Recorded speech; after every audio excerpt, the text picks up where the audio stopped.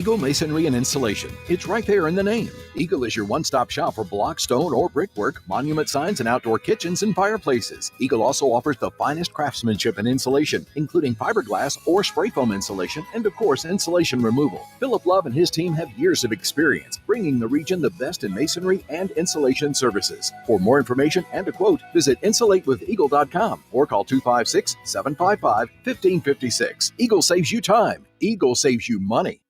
If hunting and outdoor recreation are your passions, it all starts with the right property. That's where I come in. I am Bo Butler with Southland Realty and Auction, a hunting and recreational land specialist and a Jackson County native who sees land through a hunter's eyes. Just as you trust your guide on a big game hunt, you can trust me to find the perfect property for you. Thinking of selling? Let me help you make your land attract buyers. Remember, Bo knows land. Call me at 256-609-0512. Since 1983, Berkshire Hathaway Rise Real Estate's Ann Adams has been your local go-to real estate expert in the area.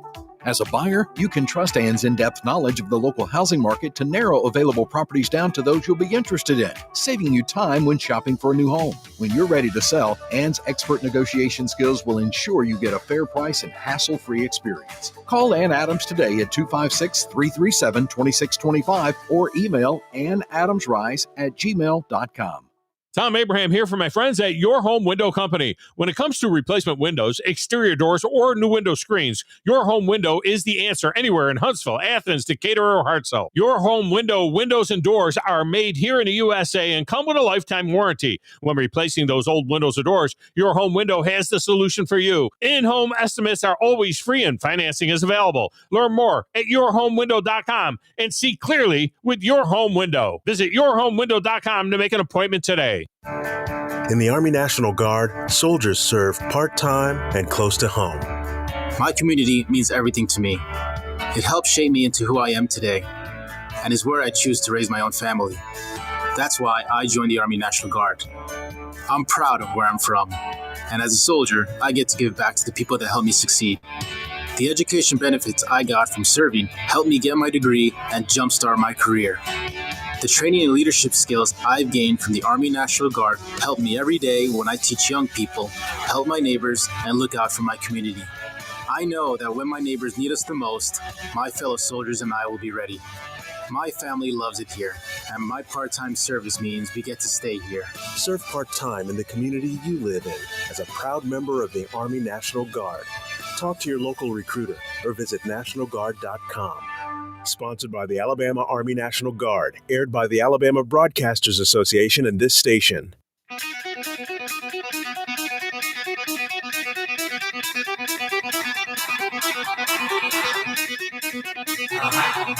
Welcome to Talkin' Ball with Scott Theisen and Drew DeArmond. Call into the Neighbors Wealth Management Hotline now, 256-576-4977. That's 256-576-4977. Now, here's Scott and Drew. And there you go. We're back. We're back. Literally, figuratively, we're back. We're live. We're brand new. We're from Talking Ball 97.7 ESPN The Zone, and we are coming to you this morning live from Bill Penney Toyota, sitting out here in the service department on a Tuesday morning. They being Bill Penney, have buy 3 tires, get that 4th one for $1 right now. You can also get a Toyota True Smart battery. Comes with an 84-month warranty and a 24-month free replacement. It can all be done here at Bill Penney Toyota Service Department, Monday through Friday, 7 a.m. to 7 p.m., and then on Saturday, 7 a.m. to 5 p.m., you can find them here servicing vehicles. Should be another hot day around the Tennessee Valley. Your high today is expected to be 89, 74 degrees right now, and it's showing possibility of rain tonight starting at 6 p.m. Just living like in Florida where pop-up storms can happen. They said yesterday we might get some rain. I didn't get any. I didn't see any around, but my phone kept telling me lightning was within 10 miles. So I don't know where my phone was or where I was. Well, I got a few raindrops on my way back from Gunnersville, but that was it. No hard rain. And I was out doing the drive last night.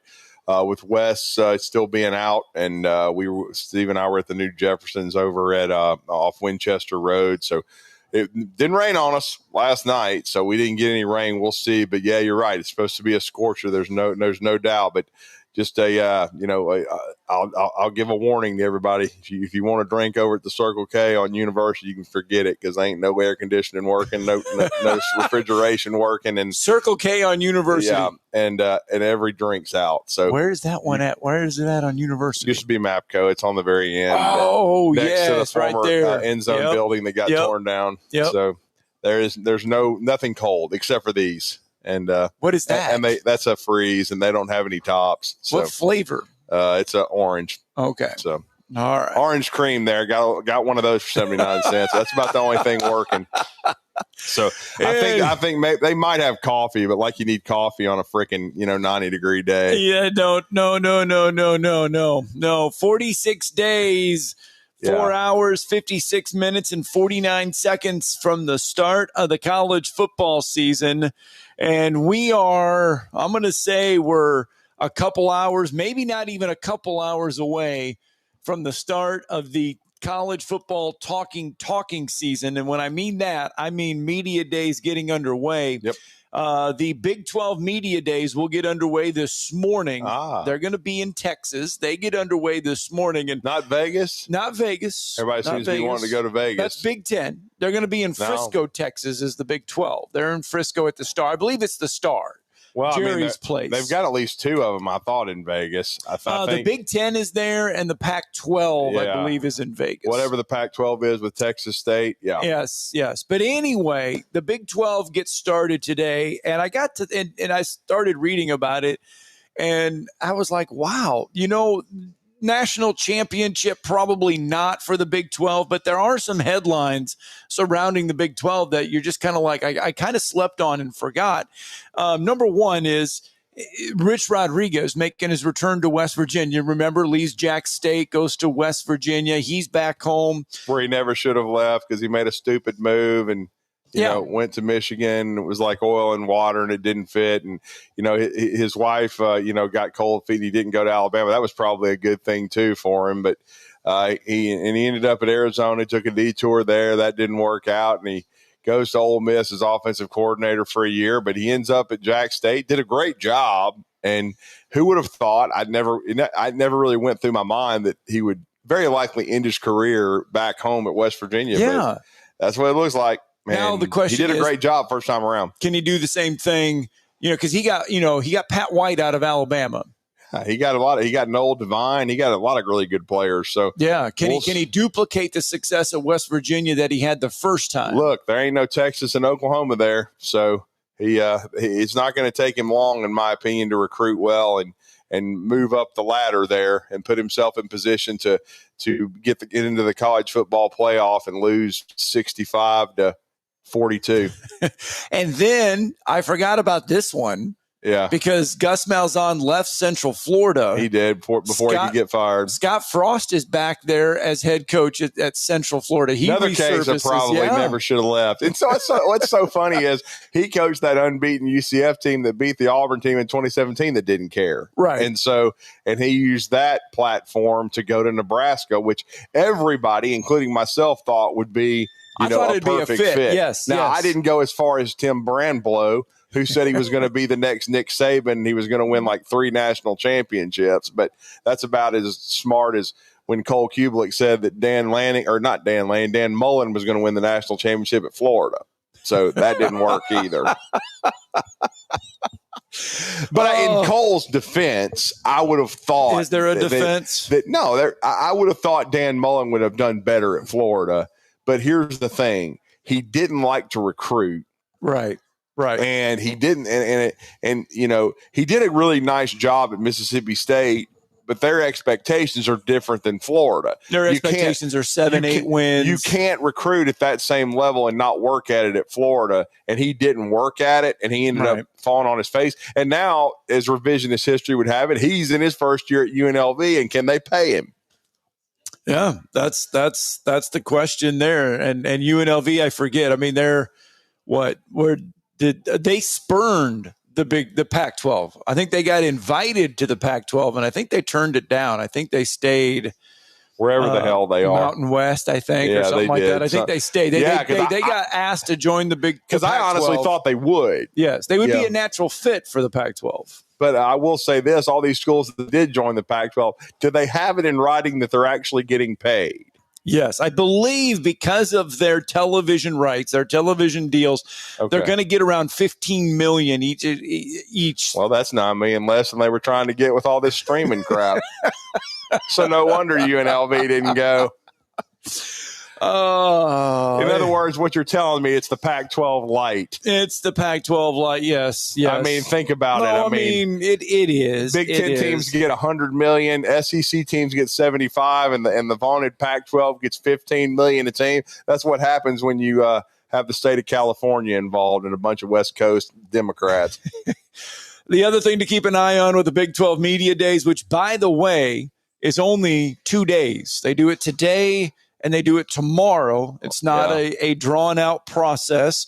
Don't forget the defending Big 12 champions is Arizona State. Arizona State. I mean, that's and they were picked almost dead last year, so we'll see. And the teams that were dead last, Utah and Oklahoma State, they both had horrendous 24 seasons. And they were supposed to be at the top of the league. Will they bounce back this year? So that's a look at the Big 12 Conference. They start their media days today. Because Mike Gundy, he's been there forever. Is he finally going to start feeling some heat? Because last year they got that big win over Arkansas to start the season when Arkansas choked. Remember, he was almost fired. Yeah, so Gundy may be in trouble if he doesn't have a good year this year. They may finally, after he decided not to leave 4 or 5 times. He may have finally. It may be that. What was the Boyz II Men song when I was in high school? Bend to the road. That might be what it is. Boyz II Men. Oh, that's the end. Yeah, the road. I don't know. The road. Maybe it is. I don't know. They might be able to finally let go. I don't know. That is. And then Kyle Winningham. He's another one like Gundy. Been there forever. Life. Yeah, he's been a lifer there, and they really already have, I think, a coach in waiting for him to retire. So, right, but what if he struggles again this year? I mean, does Utah start putting pressure on him to? I mean, that would be back-to-back struggling seasons. I'm not even. It's kind of changing the subject, but I'm not much for this TikTok stuff, but it does pop up, and of course, I don't even know who the hell the guy was. I didn't watch any of that crap. But one thing I did see that popped up, there's already somebody speculating if Nick Saban's coming back to college football because of the settlement, because everybody's opted in, which what they've got to understand, that's just one step in this whole thing. I still think, they're going to have to do, collective bargaining. Yeah, they're revenue sharing, but that's just gone into play. And could Nick Saban come back to coaching? Yeah, he could. He's not. I don't see it. I think he's enjoying TV. He got the Emmy. It's been a seamless transition for him. I think he's enjoying what he's doing. If you saw over the 4th of July weekend, right, he had a nice big old family barbecue there on Lake Martin. There you go. And I mean, he took picture. He and Miss Terry took a picture with all the grandkids and kids there. There you go. And so I mean, he's loving that life. Good. He was riding a 0-turn mower, right, and just kind of someone only speculated how perfect the yard would have looked if, they didn't show the yard, but they were like, can you imagine a Nick Saban mowed yard, how perfect it would be? But I mean, I think he's settling into this role that he's doing. I think he likes doing what he's doing. But unlike the TV commercial, he let him have fun at the barbecue. Yes.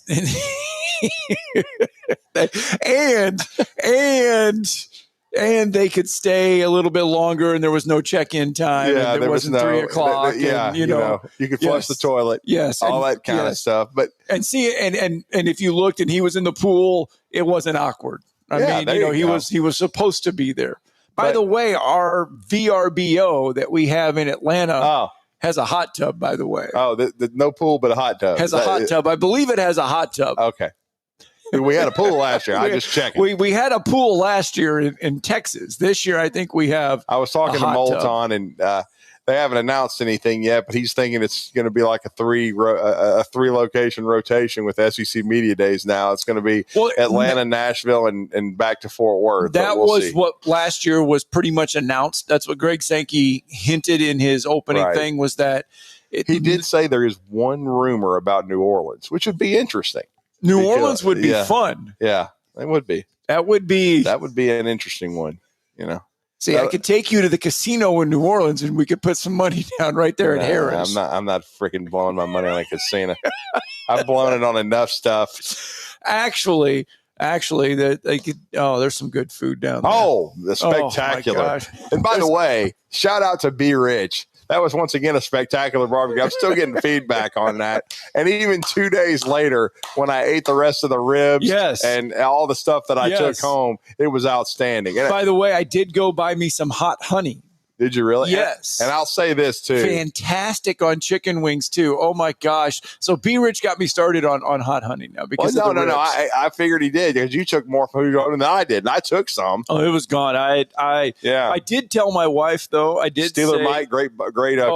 Oh, that jalapeno cornbread was so fantastic. Wow. I did say on I think it was Sunday night. Yeah, that I am done eating barbecue for at least. I can see that. I'm barbecued out because before that, the day before that, Landon he was home. He wanted chicken wings He wanted chicken wings. So we had chicken wings. We wake up the next. I literally had that for dinner on Wednesday night or Thursday night, right? And then Wednesday night. Then Thursday, turn around and have the barbecue in the morning, and then I took some home. Had that for lunch, and then had it Friday, and then had some more on Saturday. Yeah. I'm like, I'm done with barbecue. I didn't get a chance to say it on the air because I was so full. But I did that night. I ate the pulled pork that he gave me. Yes. Oh, fantastic! Oh, wasn't man. It? Yeah. I mean, I gotta say, if B Rich wants to transition at some point in time, and he has his own lawn care business, and everybody knows about that. Soft and Green. But if he wants to just transition and try to run a barbecue restaurant, I think he's good enough. That's all I'll say. Well, it was absolutely fantastic. 5-course meal, man. At 7 o'clock in the morning. 2 days later, the biscuit was almost as good as it was right out of the danged oven and putting the sausage right on it. Just warming it up in the microwave. Fantastic. Yeah. Unbelievable. Hope everyone had a good 4th of July. Hope everyone had a good vacation. I know a lot of people, some people are still gone. There are still some people on vacation. Some people did get back to work yesterday. Yeah, some people, have 6,529. I don't know, whatever. But, Anyway, we are counting down to SEC Media Days at Baumhauer's today from 12 to 2. Oh, will it? I don't think. Oh, who's doing it? I think Steve. Oh, okay. Steve and Joe. By the way, SEC Media Days will get underway. We will be there. So Monday, LSU, Ole Miss, South Carolina, and Vanderbilt. On Tuesday, Auburn, Georgia, Tennessee, Texas. Wednesday, Alabama, Florida, Mississippi State, Oklahoma. And then Thursday, Arkansas, Kentucky, Missouri, and Texas A&M. We still don't know the students that will be attending. Yeah, I think that'll probably be announced this week. The should representatives. Be today or tomorrow. Yeah. I'd imagine that's coming out today or tomorrow. And I've made my prediction for Alabama. I just said Parker Brailsford, I felt like, and Deontay Lawson. Yeah. I think that, and then Jeremy Bernard. That was my 3. That was your 3? Okay. That I predicted that Alabama, because I figured, even though technically Brailsford has another year of eligibility, I still think he would likely turn pro.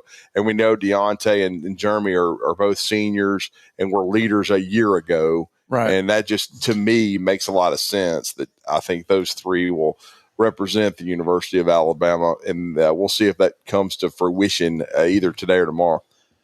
All right. We got to get a break in.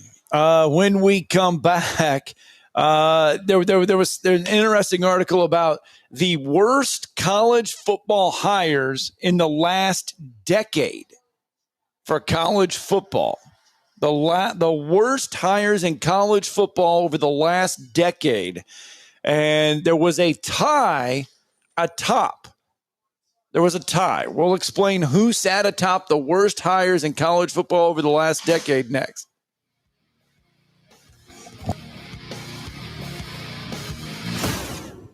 97.7 ESPN The Zone.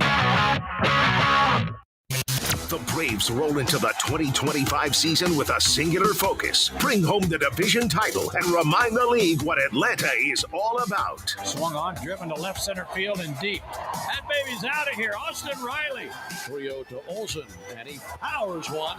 Deep right center field to the wall. It's gonna fly. It's a home run. Back-to-back homers. 97.7 ESPN The Zone. Hey there, Bob Baumhauer again. Baumhauer's Victory Grill is extremely proud to have recently received numerous awards, including being voted Best Wings in the state of Alabama. Other awards received include Best All-Around Restaurant, Best American Restaurant, #1 Sports Bar, Best Chef, Best Wings, and Best Dining Experience. Thank you for 43 legendary years, and we look forward to providing you an award-winning dining experience at every visit. Baumhauer's Victory Grill. Legendary fun, legendary food. Your customers deserve the best, and so do you. You invest in your customers with your heart, soul, and skill. Well, it's time to invest in yourself with the next generation Cat 255 compact track loader from Thompson Tractor. After all, those who give their best deserve the best, and this machine has it all. With features that include a more powerful engine, tri-axle truck loading capabilities, a spacious cab, and a smooth ride for all-day comfort. Best of all, now Thompson Tractor is making that investment even better with our Workhorse Special. Get 0% financing for 36 months on the purchase of a new Cat 255 compact track loader that comes with a 3-year warranty. You also get a 74-inch bucket and 1,000-hour filter kit. But hurry, this offer is only good through June 30th. Visit ThompsonTractor.com for details. Thompson Tractor. We're here for you. Specializing in simple and affordable rentals, McCurry Van and Car Rental can make sure you have just the right vehicle for your next family vacation, weekend getaway, or if you just need transportation while your vehicle is being repaired. McCurry carries Ford Transit vans and Mercedes Sprinter vans, trucks and work vans, and more. And they offer discounted rental rates for long-term rentals. Now with 4 locations: Athens, Muscle Shoals, Coleman, and Huntsville. Log on McCurryRentals.com to make your reservation now. That's McCurryRentals.com. When the biggest names in aerospace, financial services, and electronics needed office and manufacturing space in Huntsville, they called Samples Properties, and they've been doing it for over 40 years. When Huntsville first began to grow, so did Samples Properties. You can trust your business to Samples Properties and their deep knowledge of the commercial real estate market in Huntsville and Madison. When you're in the market for commercial real estate and you need a partner who knows how to make your plans come together, Samples Properties can guide you through all the legal, financial, and regulatory hurdles. And if you just need office space to start or grow your business, Samples Properties is the call you need to make. Go to samplesproperties.com to see the impressive list of clients that have profited from the knowledge and integrity of Samples Properties. For commercial real estate development and consultation, trust your business to Samples Properties, with offices on Madison Street in downtown Huntsville. Samplesproperties.com. This will turn journalism on its ear. Watch our stream on WZZN TV on Twitch and YouTube. But you are the greatest hero in American history. We are 97.7 ESPN, The Zone.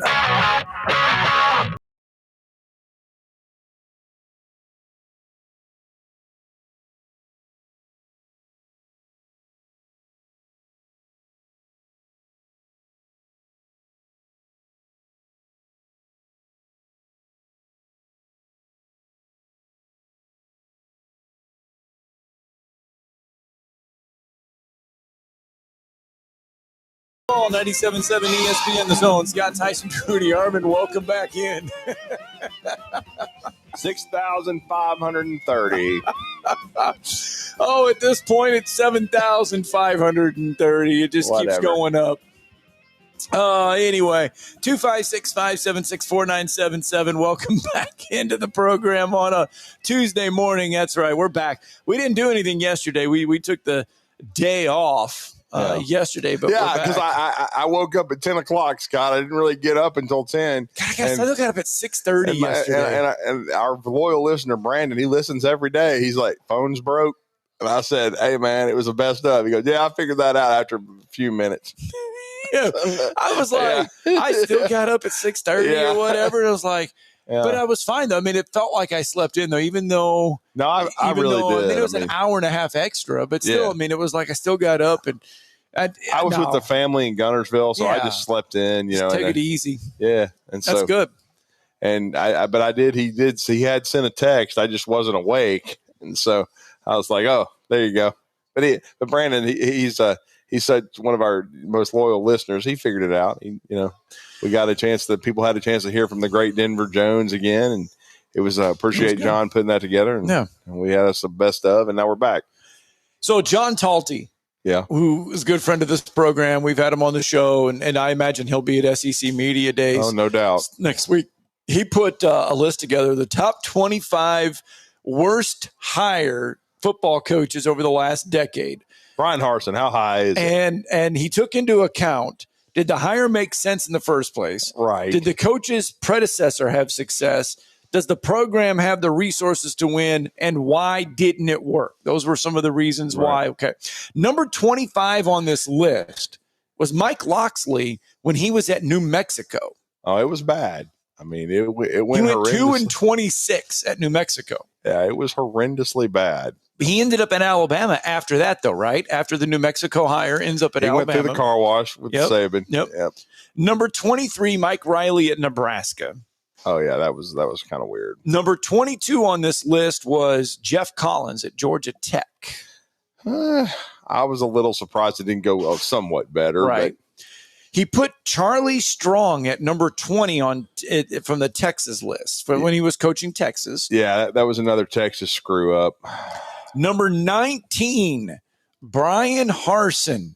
Auburn. Wow, 19. I would have thought it was at least in the top 10. So it wasn't even in the top 10. Not even in the top 10. I mean, and can you put y'all Brent Schaefer when he won the national championship? So there was something with this Bryan Harsin that I read over the weekend, and some Auburn beat writers are starting to, I don't know.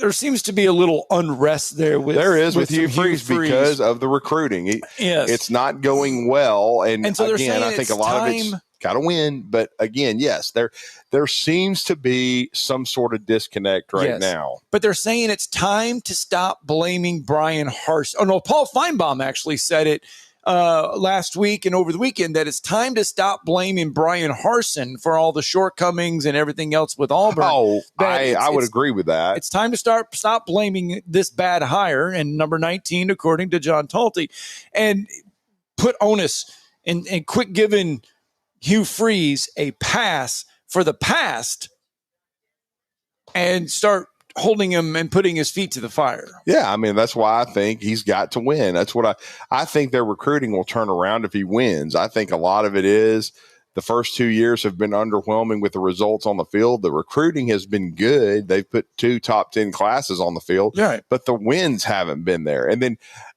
the inexplicable way they lost some of the games a year ago, and then just and the turnovers and the quarterback play, because guess what?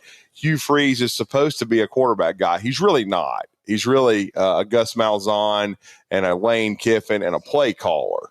But see, Lane's winning games, even if I still think Lane underachieved last year because I think they had a roster that should have been in the college football playoff, but they still won 10 games. So you really can't say and won a bowl game. Right. So you can't say too much, but you can say something to Hugh Freeze because there was 3 or 4 times they just inexplicably blew a game. I mean, Oklahoma, Vanderbilt. I mean, you go down the list, they had the way they came out and played against Cal at home. I mean, it just didn't make a whole lot of sense. I mean, some of them, because I thought last year in his year 2, they would take the step and get to 8 or so, 8 or 9. Didn't happen. Now I think it needs to happen this year. I was asked that on a radio show last week, who are the 2 teams that you're looking for that could be, much improved this year. And I said, well, the ones that need to be, because both of these coaches will be in trouble if they're not. And that's Auburn. And I think the only way he would be on the firing line is if it's 5-7 or worse. Right. I still say it's 7 or more. 6-6 is dicey, but 7 or more, and he's back for sure.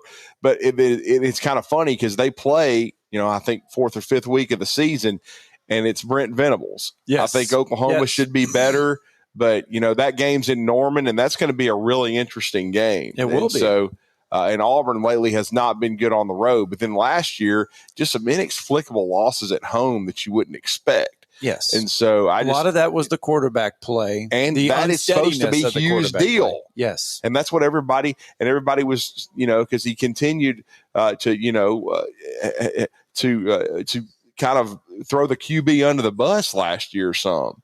And with Peyton Thorne. So there seemed to be a disconnect right there. And because if you remember, Hugh had made changes on his staff after year one because the Montgomery didn't work with the offensive. So he brings back Derek Nix, Ken Austin, all this stuff. And everybody thought Auburn was going to be better, and they really weren't. So we'll see. But they have 2 good recruiting classes back to back. I think they've had some portal success. Now they need to win. If Auburn wins, they will turn their recruiting around. It's just right now, there's a lot of people sounding an alarm, but that Baylor game at 8:00 on a Friday night, their opener is huge. Auburn needs to win that game. Number 17 on this John Talty list is Kevin Sumlin at Arizona. Yeah, I mean that was after the Texas A&M. George payout. Jefferson wasn't. He basically he wasn't very good after he left Houston. You kind of I say George Jefferson because I had to sit there and watch it in Tuscaloosa when he pulled a game out of his ass. When Johnny Boy had the game of his life, where even if they hiked it over his head, he could turn around, spin around, throw a touchdown, and they win the game. And I'm sitting right behind the A&M bench, and he looking like he's where's your career after that, toilet? So. Number 15 on this list is kind of surprising. I thought it would be higher, but that's Willie Taggart at Florida State.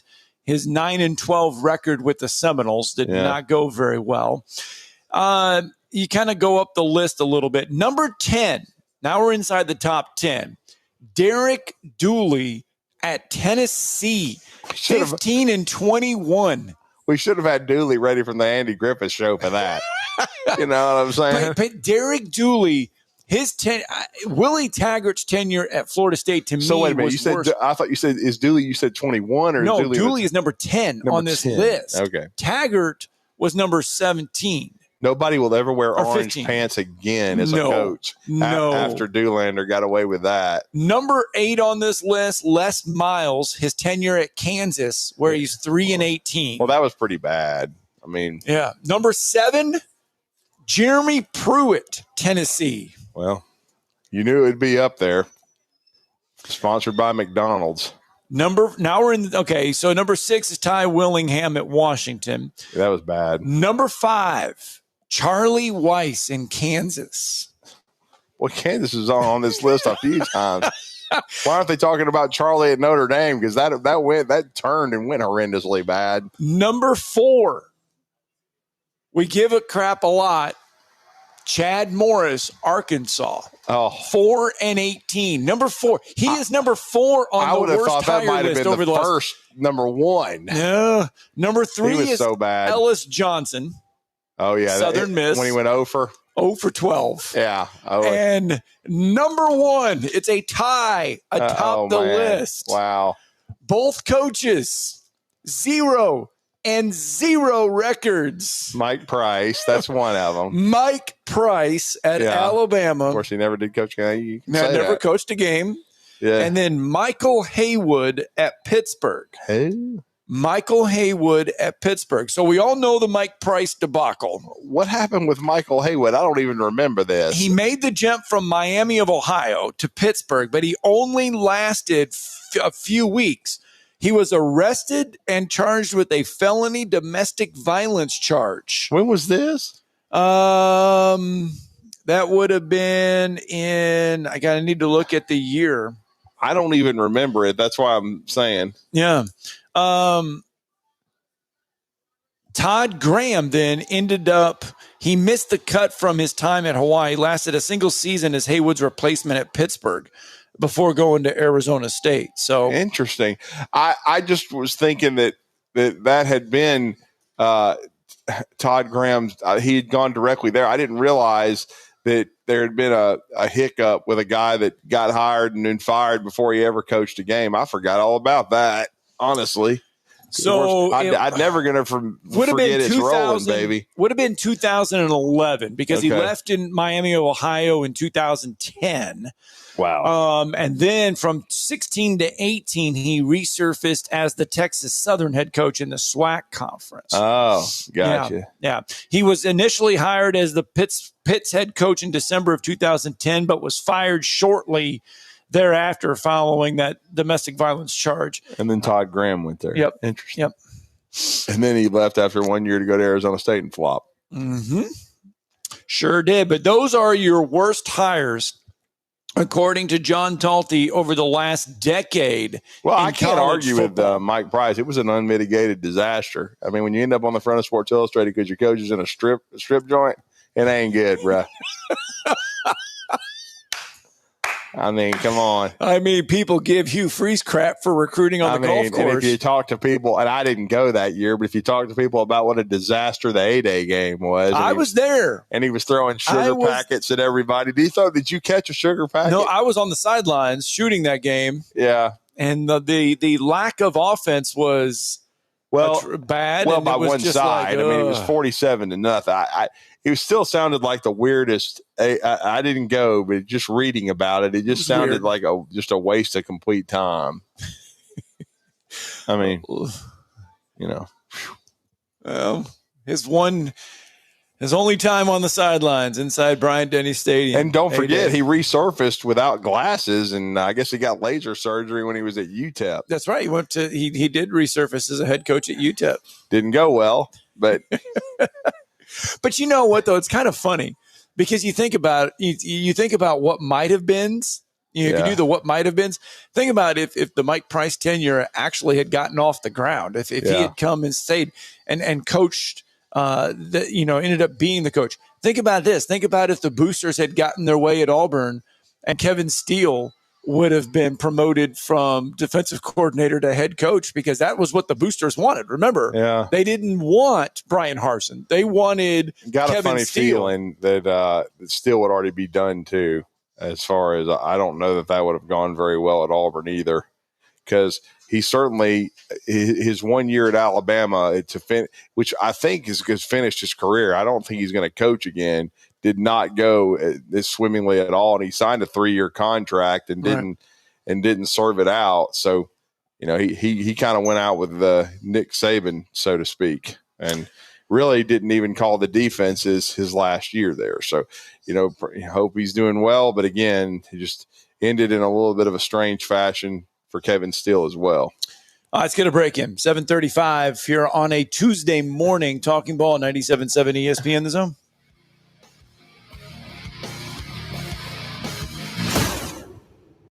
You're listening to Talkin' Ball on 97.7 ESPN The Zone.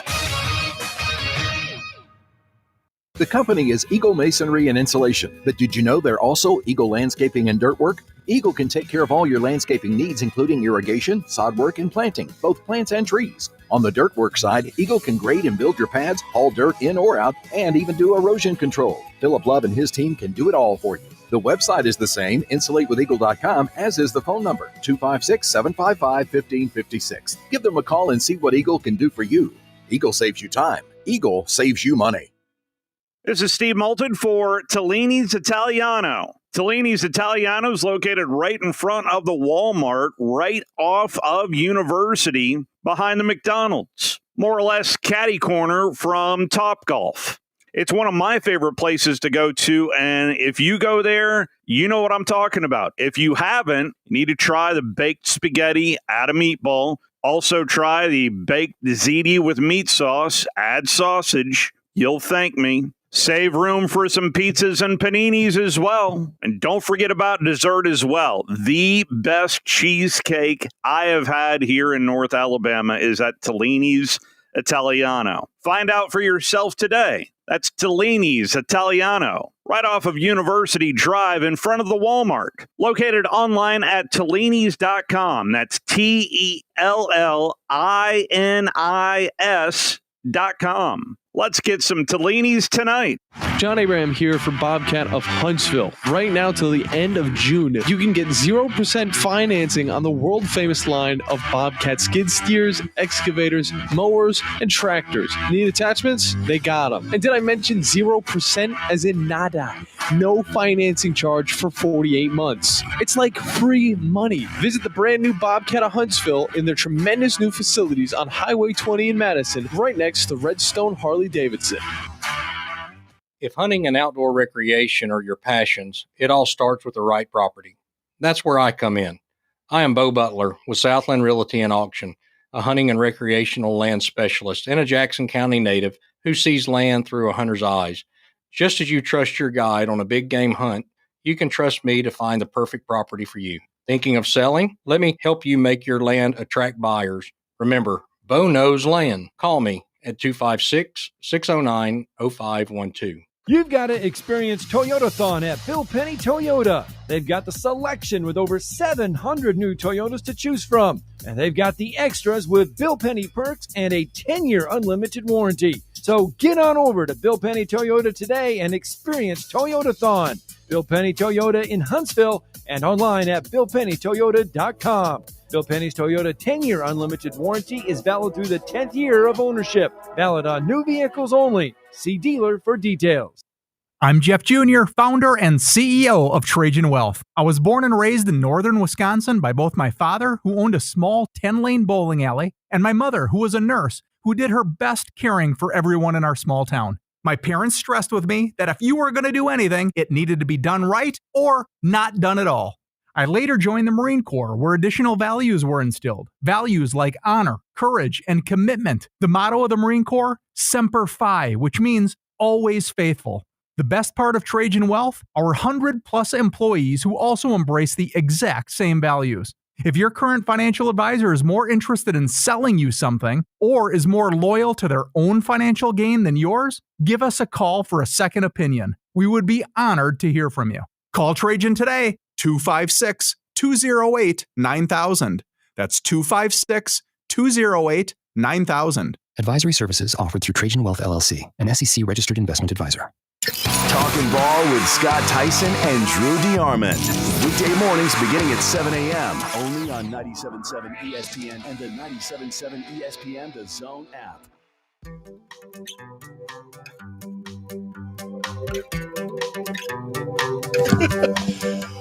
Welcome back. Talking Ball, 97.7 ESPN The Zone. Scott Tyson, Drew DeArmond, 256-576-4977. You can join us on the phone lines this morning. They are wide open. Let's visit with Richard real fast coming out of the break. Good morning, Richard. Morning, Rich. Morning, guys. I did see one of these directional schools in Arkansas or not. Have we got you? You hear me now? Yeah, we got you. What's going on? No, I was just saying one of these Arkansas schools, like one of these directional schools, is opting out of the house settlement. Of the house settlement. Yeah. And I'm not surprised. I don't think it's where Schulman is, but it was, they were using like ACA or something, some initials. But they decided, I guess, maybe due to the money that you have to put in, so I don't know what their options are. Right. And that's not surprising because some schools may not be able to think they can, manage it. Right. Yeah. Well, and you got to pay $20-some million for that. I mean, it's not as easy.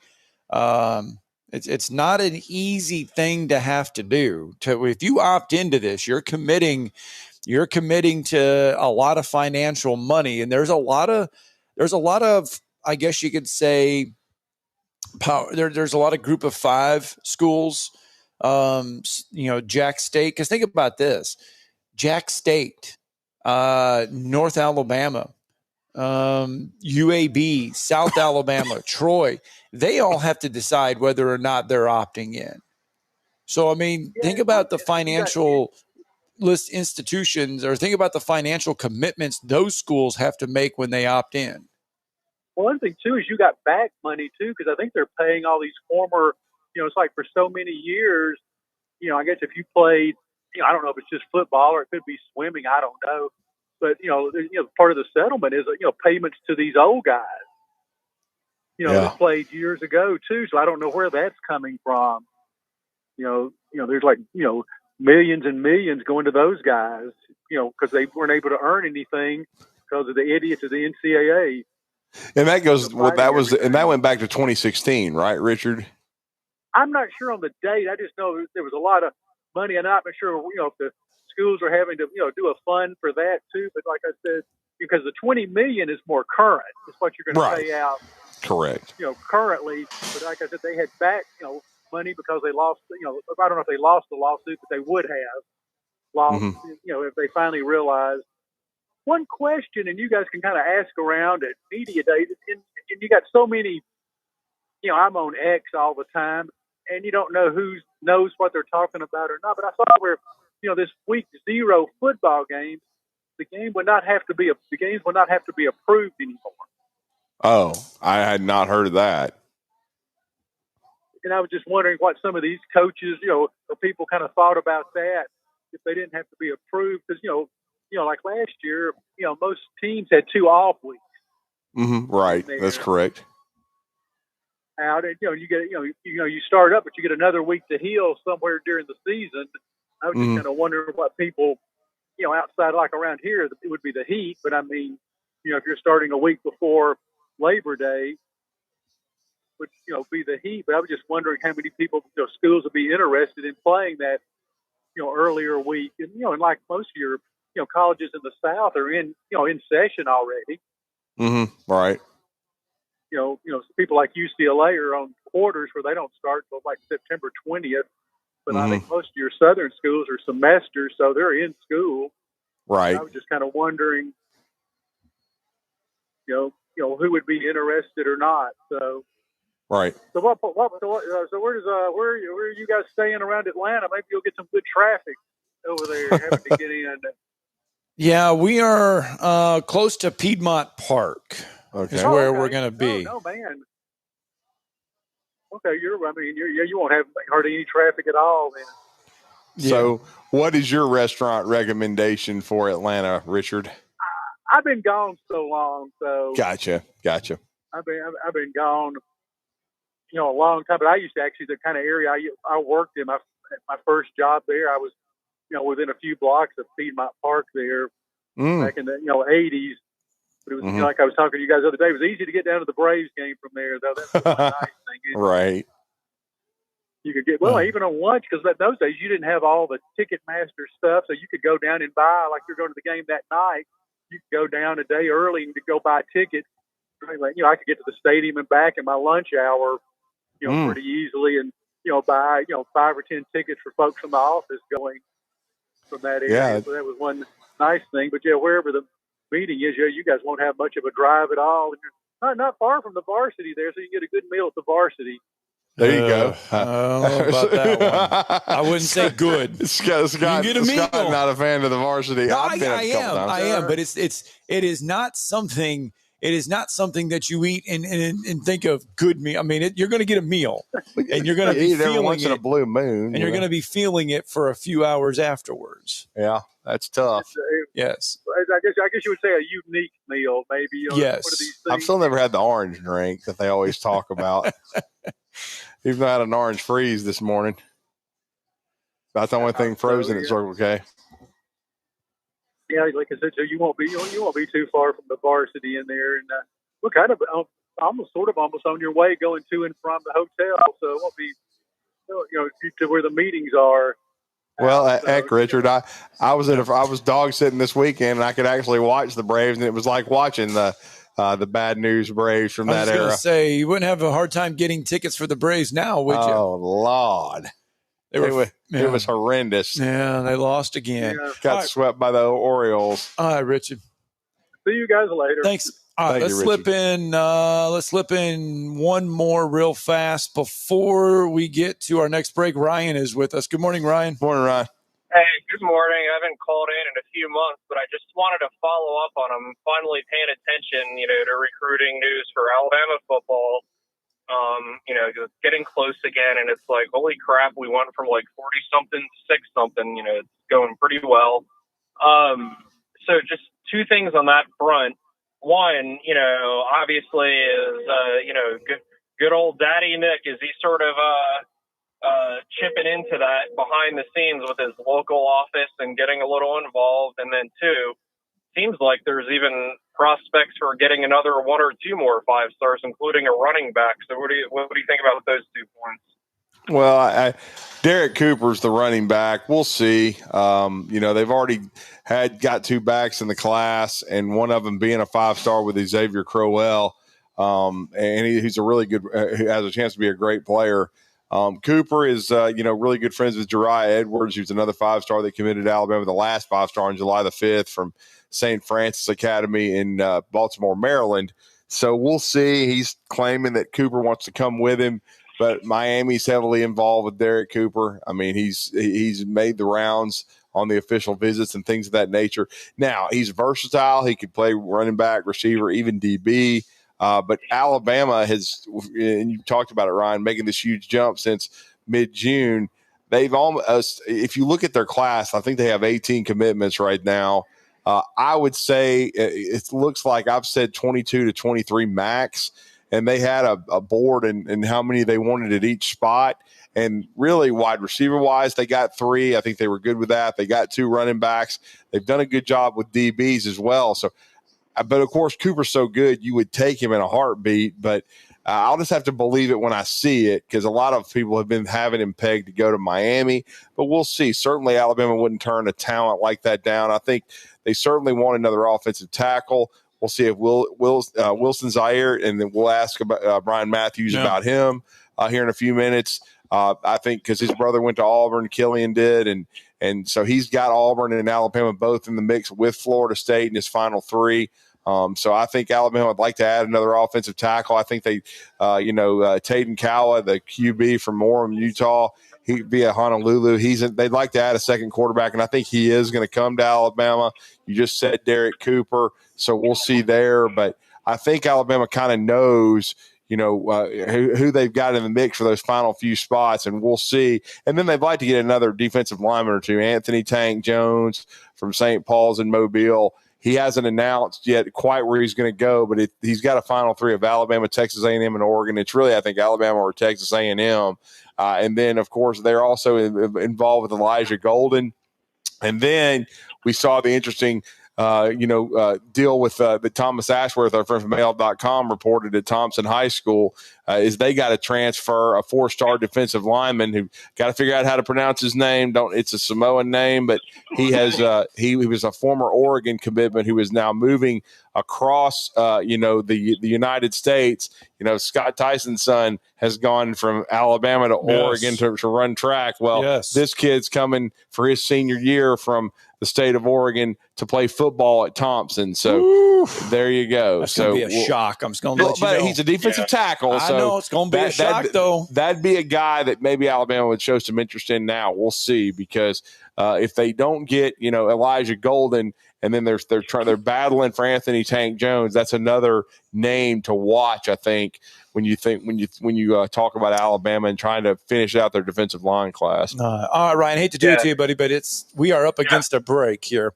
But Alabama now consensus top 5 in both services. And don't forget, Rivals and On3 are the same now. All right, bud, thanks for the phone call. We've got to get a break in, got to wrap up hour 1 coming up next.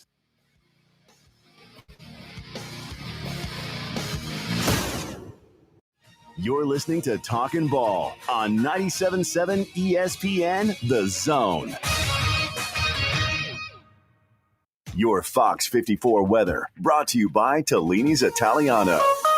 I'm Fox 54 meteorologist Emily Owen. Mostly sunshine expected for this Tuesday. Rain chances start to increase heading into the afternoon, potentially a few thunderstorms as well. High temperatures reaching the low 90s. Heading into Tuesday night, we'll keep isolated showers and a few thunderstorms in the forecast. Low temperatures fall into the low 70s. Your Fox 54 weather only on 97.7 ESPN The Zone. The Braves roll into the 2025 season with a singular focus. Bring home the division title and remind the league what Atlanta is all about. Swung on, driven to left center field and deep. That baby's out of here. Austin Riley. 3-0 to Olsen, and he powers one. Deep right center field to the wall. It's gonna fly. It's a home run.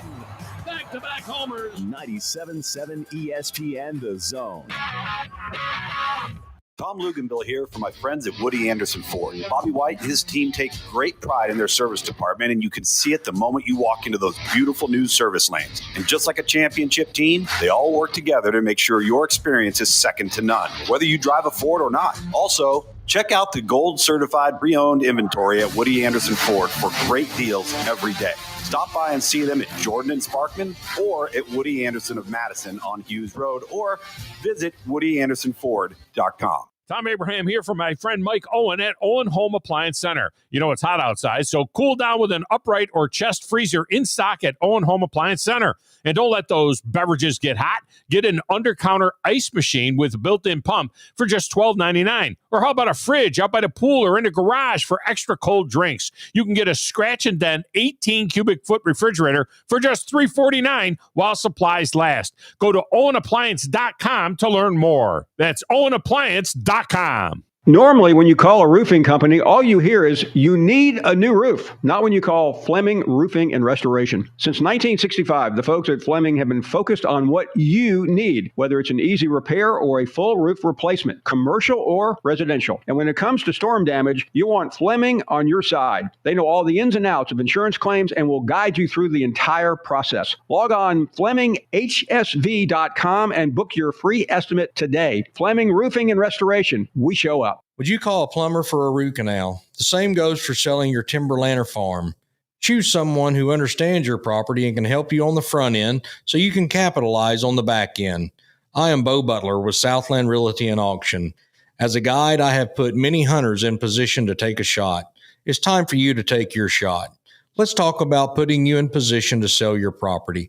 Call me at 256-609-0512. Remember, Bo knows land. Rocket City? For air that's cool and clean, contact Sensa Green Heating, Cooling, and Insulation. Get HVAC smart with Professor Green and the expert team at SensaGreen.com. Now offering up to $1,500 off any new Bryant system. Whatever it takes, Sensa Green has Huntsville covered. Remember, folks, with innovative, sensible green solutions, contact Sensa Green Heating, Cooling, and Insulation. The Blitz with Joe Hunk and John Abraham. Weekday morning starting at 9 a.m. on 97.7 ESPN The Zone.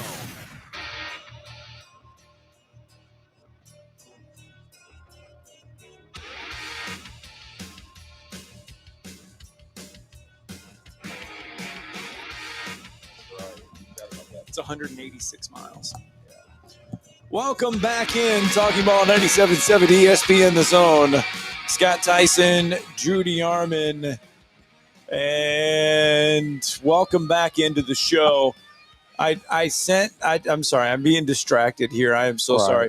I smashed my finger yesterday. Yeah, I see. You showed it to me. I sent a picture to my parents, and I sent one to my wife, and they're all telling me I should probably go to the doctor because they think I need a stitch or two in my finger. Well, you got to get it fixed before you go to the pickleball national tournament, Well, Scott. the good thing is it's not my right hand. Oh, okay.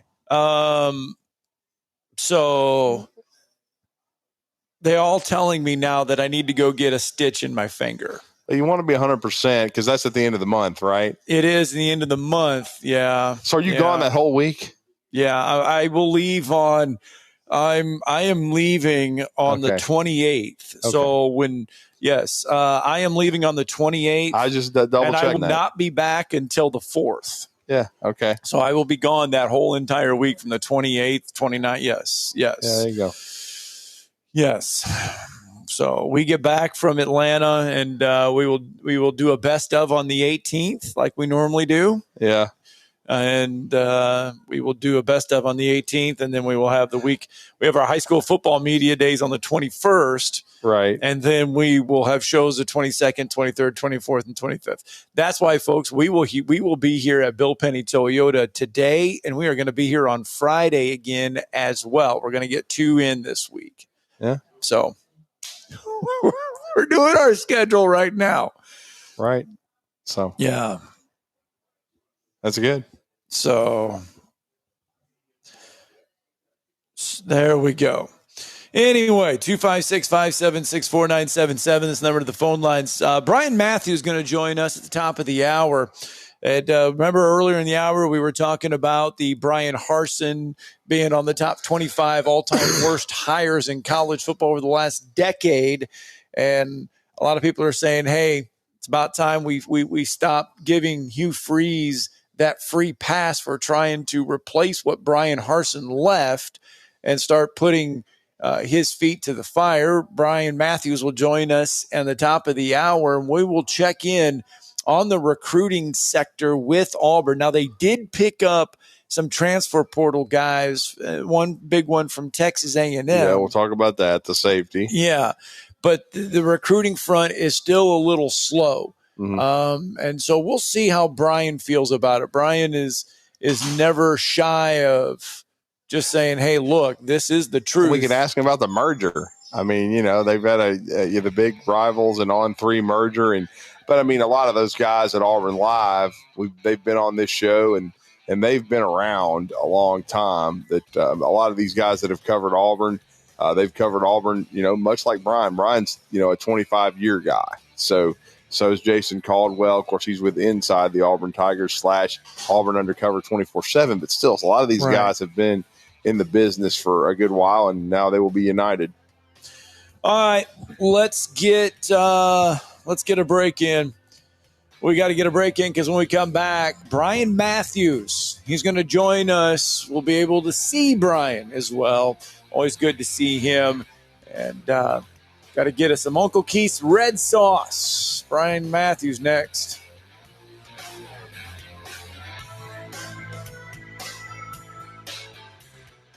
This is Brent Musburger's VSiN Action Update on 97.7 ESPN The Zone. Drivers who switch to Progressive have an annual savings of nearly $750.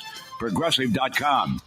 Shane Van Gisbergen with victories at Mexico City and Chicago on the road courses this season is plus 155 to win the Sonoma Raceway Toyota Save Mart 350 in the Cup Series on Sunday. Kyle Larson 5-1. William Byron 12-1, as is Ty Gibbs and Michael McDowell. Baseball today, Braves open up a series in Sacramento against the Athletics. Didier Fuentes 0-2 with an ERA of 9, -108. Against Jeffrey Springs of the Athletics, 6-6, 4.07 ERA. The A's -112. The total is 10 over at Sutter Health Park. For more, go to VSIN.com. Mike Sennett, 97.7 ESPN The Zone. WCZN, Union Grove, Huntsville, Alabama. 97.7 ESPN The Zone. SportsMed is the official team physicians of the Rocket City Trash Pandas. And if the pros trust SportsMed, you can too. SportsMed provides every service you might need for complete orthopedic care, specializing in orthopedic surgery, sports medicine, joint replacement, spine surgery, neurosurgery, and podiatry. And they offer their own brace shop, in-house full-body MRI, physical therapy, walk-in clinic, and so much more. 4 locations and on the web at sportsmedalabama.com. This hour brought to you by SportsMed Orthopedic and Spine Center. Online at sportsmedalabama.com.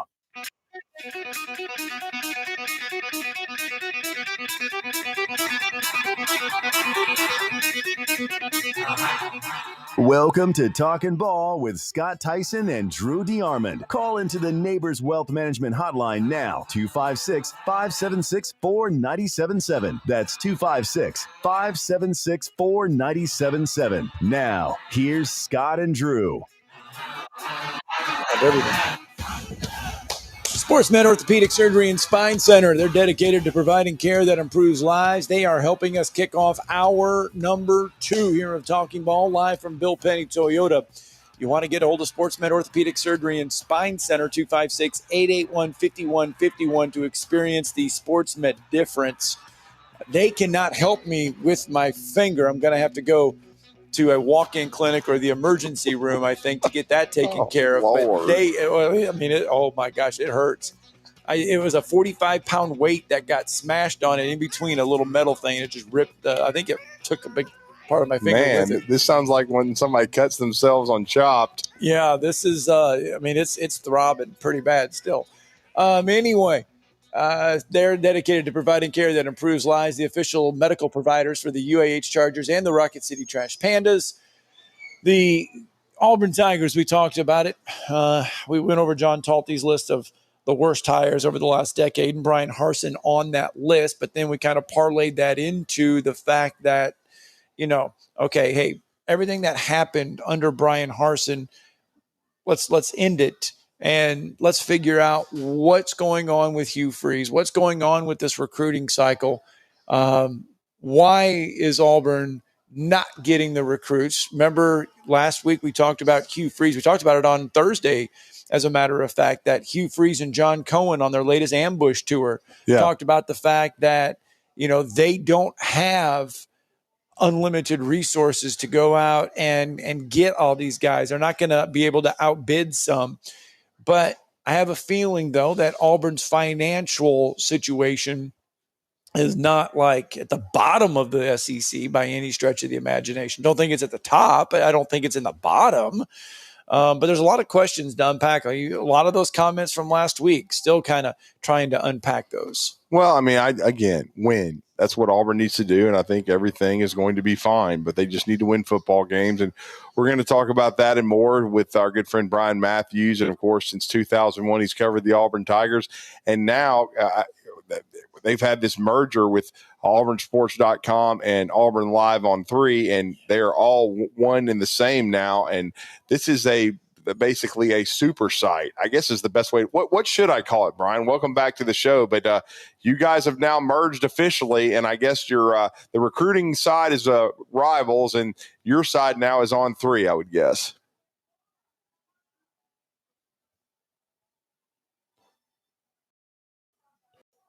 I guess together with the site, and we're excited to be working together and doing our thing, and should be a lot of fun. Should be really excellent coverage, I think, of Auburn sports. And certainly, I was up there. You talked about you opened with. I was up there at Lake Martin to hear John Cohen and Hugh Freeze speak. Right. This is a decision made at the administrative level. This is a John Cohen / his administration / Auburn's lawyers making this decision on Auburn sort of lowballing their offers so far, and waiting till that August 1st deadline when those offers have to go into writing, thinking that maybe some of their peers that are throwing out some big verbal offers won't be able to back that up in writing. We'll see. That's how Auburn views it. But it's kind of risky, I would say. Is that a game of? Is it a game of chance, Brian? I mean, this is almost like you're flirting with you're flirting with something that if it doesn't work, if it doesn't go your way, it could be a disaster. You just look at it right now on July 8th, 2025, it looks like a disaster. Auburn's in the 80s nationally in recruiting. They're 16th of 16 teams in the SEC. And you got a coach, kind of going into the season on at least a warm seat at the very least. And you kind of cut him off at the legs there, taking away what he does best, which is recruiting. I mean, it's not like Auburn is not recruiting well from a coaching standpoint, right? Hugh Freeze and his staff, back-to-back top 10 classes. This was a class where they had developed relationships over 3 years. They were on track to have another top 10 or better class. And just, in this bottom line business now, where it's, how much can you do for me and my family as far as invest in me and the how much you can offer money-wise. It's a bottom line business, and Auburn is not really offering as much as a Georgia or Alabama, LSU, Florida, Ohio State, et cetera, and they're getting pummeled right now in recruiting. Well, and you've never sugarcoated anything for us. You told us how bad the Harsin era went and how bad recruiting had turned under that particular staff. And Hugh and his staff did a great job of getting that turned quickly, both in high school and junior college recruiting and then in the transfer portal. After you've heard from Hugh Freeze and you guys talk to people around the program, is there any frustration with it right now? What's the feel around the program with how this has been approached from an administrative perspective? I mean, there's definitely frustration. I mean, this, Freeze and the staff are not used to being in this position. One, they're used to being, having a lot of excitement around recruiting. So it's very frustrating when you recruit a kid for 3 years, him and his family, you've got him to visit your school a dozen times, and you can't even make the top 3 because you can't offer them what everybody else is offering. So yes, extremely frustrating for the staff to go through this right now. And I can tell you Auburn's point of view with this. All right, it's not Brian's point of view, but it's Auburn's. The reason they're doing this is they feel like when those written offers come out, and a lot of teams, you may offer a kid $400,000, let's say $200,000 in revenue sharing, $200,000 in NIL. If you can't back up that NIL number in writing, right, and that kid signs with you, that goes toward your revenue sharing. It counts toward that cap. The cap. And if you go over on that cap, there are some pretty extreme. I don't know. There are penalties. Yeah. And that can include fines. It can include players being ruled ineligible. Those type of things.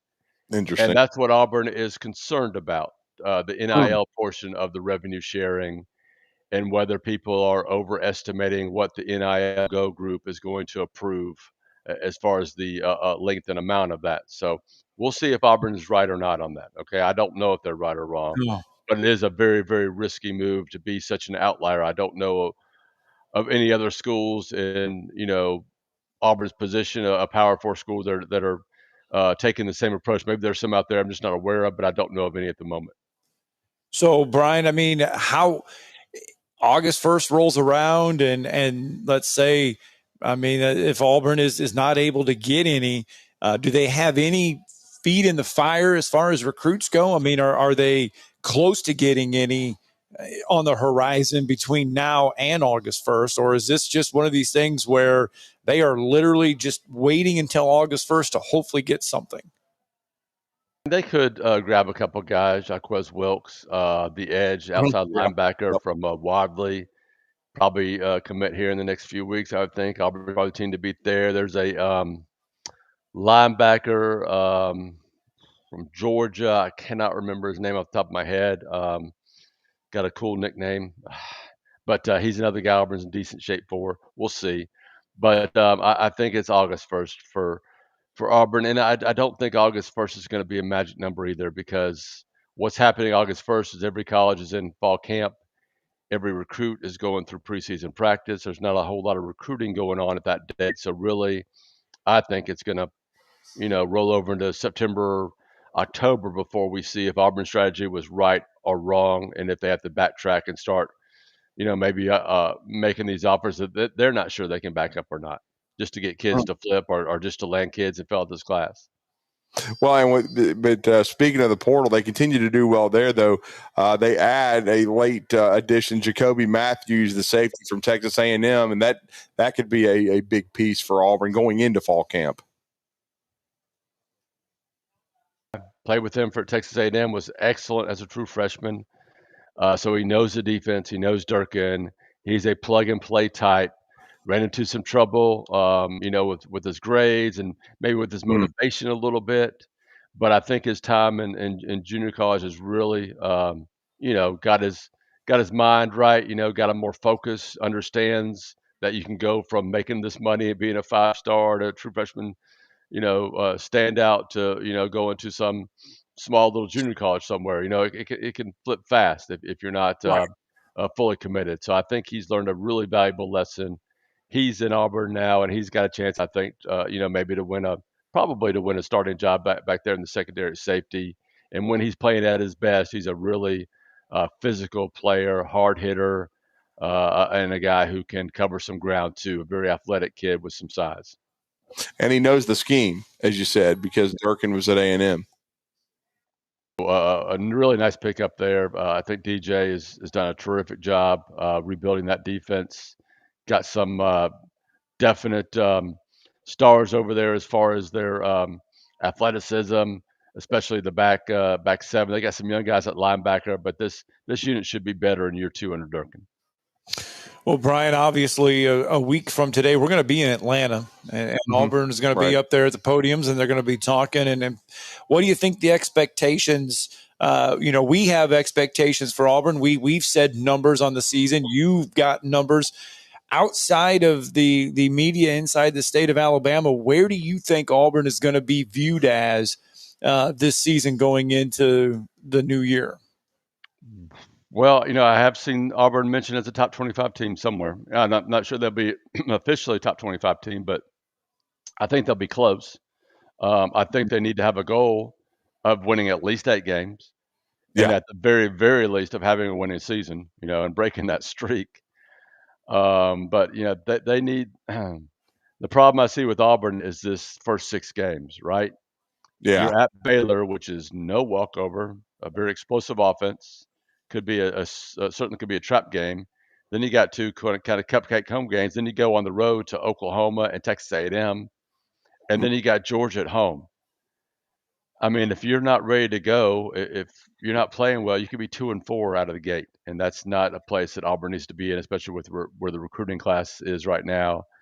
I mean, I think even a loss to Baylor and this fan base is going to lose their mind, especially if recruiting is still in the the 70s or 80s or whatever. It's just it's not a good place to be in mentally. You know what I'm saying? It's like some bad mojo down here in Auburn, Alabama right now. They need to get it on. They need to go and get it going on the field and start winning some games.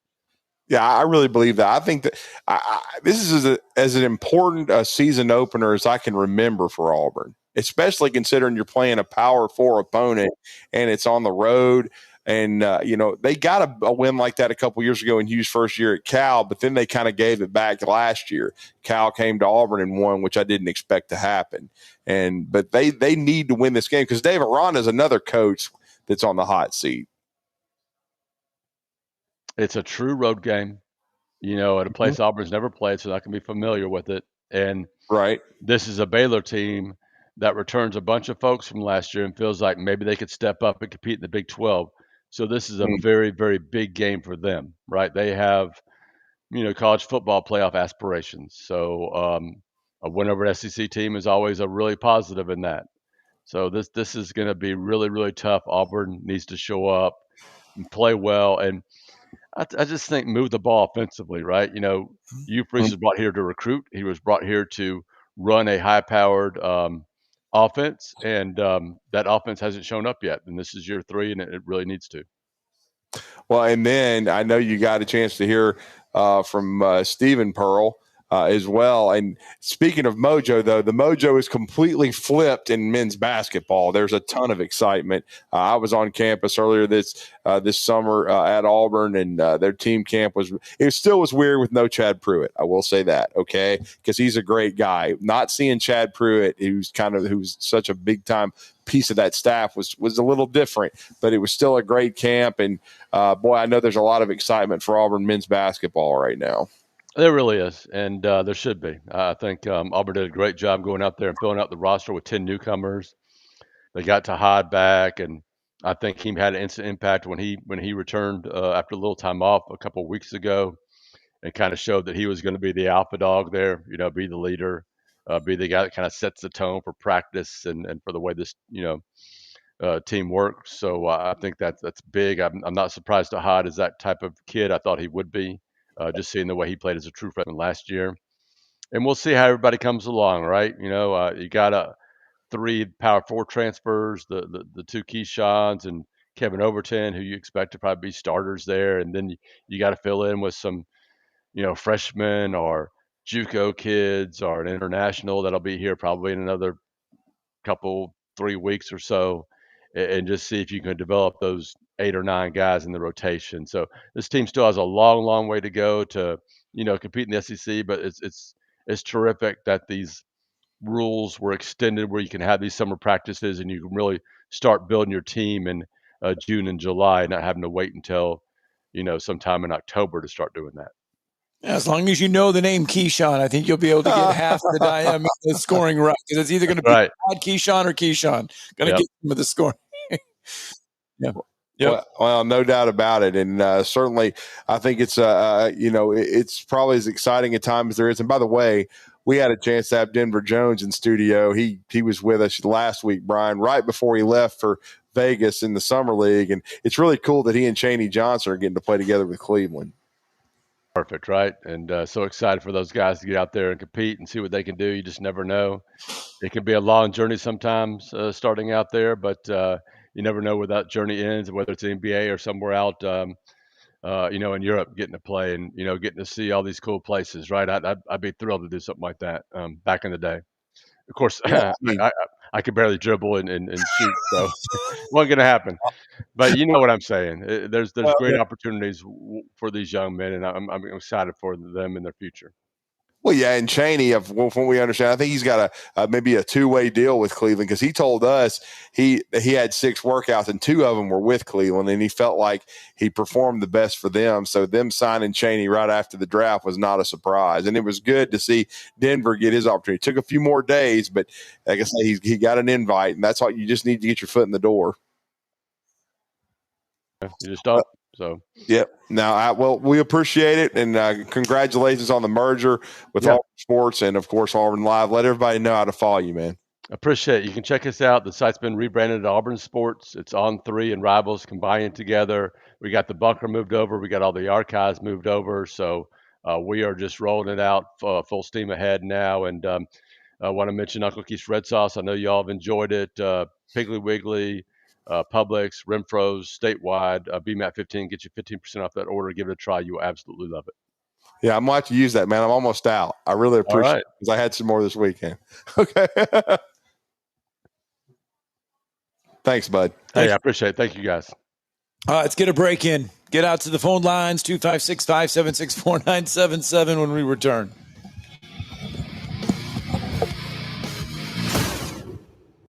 You're listening to Talkin' Ball on 97.7 ESPN, The Zone. If hunting and outdoor recreation are your passions, it all starts with the right property. That's where I come in. I am Bo Butler with Southland Realty and Auction, a hunting and recreational land specialist and a Jackson County native who sees land through a hunter's eyes. Just as you trust your guide on a big game hunt, you can trust me to find the perfect property for you. Thinking of selling? Let me help you make your land attract buyers. Remember, Bo knows land. Call me at 256-609-0512. Hey folks, this is Arthur Seaton, managing partner at University Kia, proudly saying Roll Tide and War Eagle. Stop into University Kia today and shop one of the area's largest selection of new Kias, including Fortes, Seltos, Telluride, and Popular Carnival, and fully electric EV6. View all the great specials at universitykia.com and get pre-approved in minutes so you can drive home your new Kia you really want, because we want to see you in a University Kia. Hi, this is Wes Neighbors. I'm here with Sam Fleming with Fleming Roofing and Restoration. Sam, tell the folks about Fleming Roofing and Restoration. Hey, Wes. Our company, Fleming Roofing and Restoration, specializes in commercial and residential roofing and repairs. I'm a fifth-generation Huntsvillian, and our family's been doing construction business in Huntsville area since 1965. Sam, what kind of roofs does Fleming Roofing and Restoration do? Our guys are skilled enough. We can come out and address any kind of leaks or issues you might have on your commercial, on your metal roofing, on your shingles. We can do anything, and we can offer you a solution to repair it, or we can replace it. You guys also do insurance restoration. Our staff has 10 plus years of experience as insurance adjusters, and we really do know the inside and out of the claims process at Fleming Roofing and Restoration. Check out Fleming Roofing and Restoration online at FlemingHSV.com, or you can call or text them at 256-651-9440. Hey, Wes, we show up. Hey there, everybody. Bob Baumhauer here, letting you know that we understand that times are tough and we truly believe value matters. So, by popular demand, we brought back our Inflation Bites menu featuring scratch-made meals that will make the whole family smile and your wallet, too. Menu items start at just $7.99 and any entree comes with a free beverage. Try our classic tailgate burger for just $8.99 or our hearty Bam Bam chicken platter for $9.99. Baumhauer's Victory Grill. Legendary fun, legendary food. July 14th through the 17th, 97.7 ESPN The Zone will be live from Atlanta. 16 teams, 4 days. Non-stop SEC talk. Your coverage of SEC Media Days is on 97.7 ESPN The Zone.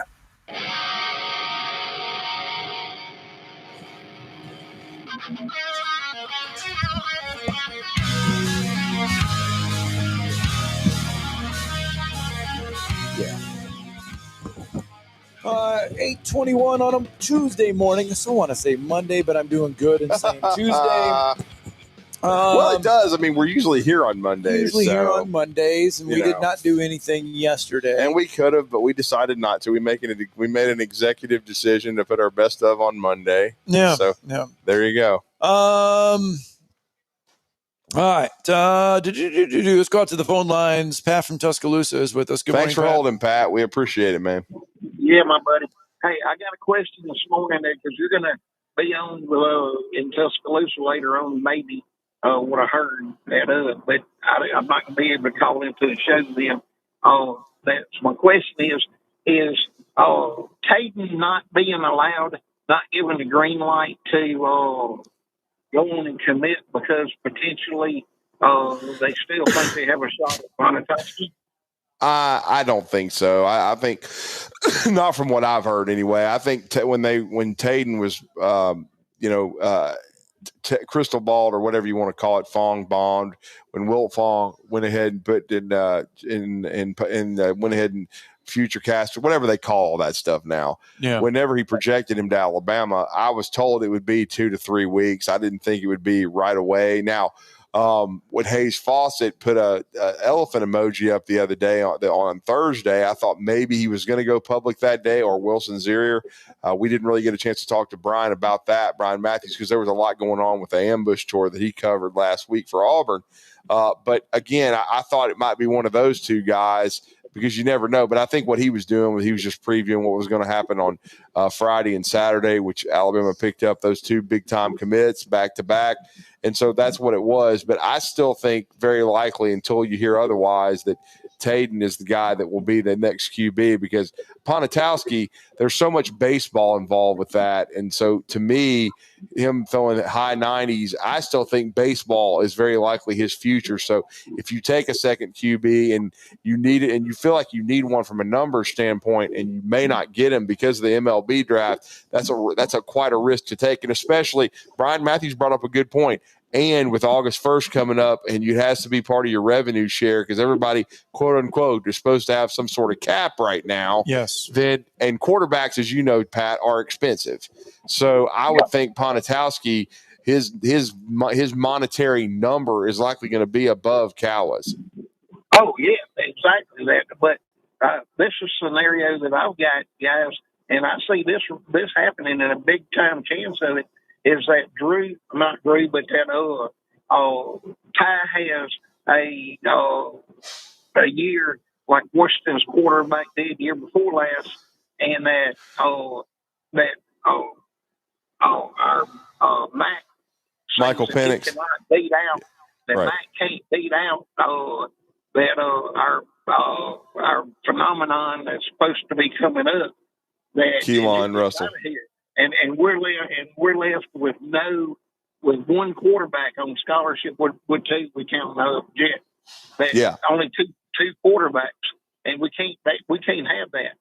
No, and see, you could lose Ponitowski to the MLB draft. So to me, there's too much risk there. I got you.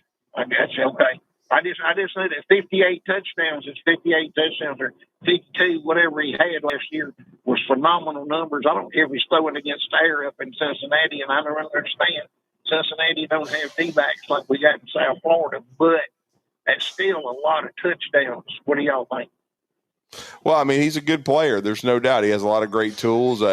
He's a heck of a player. He was player of the year in baseball and football. And, maybe he ends up, deciding to go the college route. We'll see. NIL certainly changes things. But, first-round money's first-round money in baseball. And if he's truly that good, and we'll see, then, I would think that baseball would probably be the route to go. But you never know.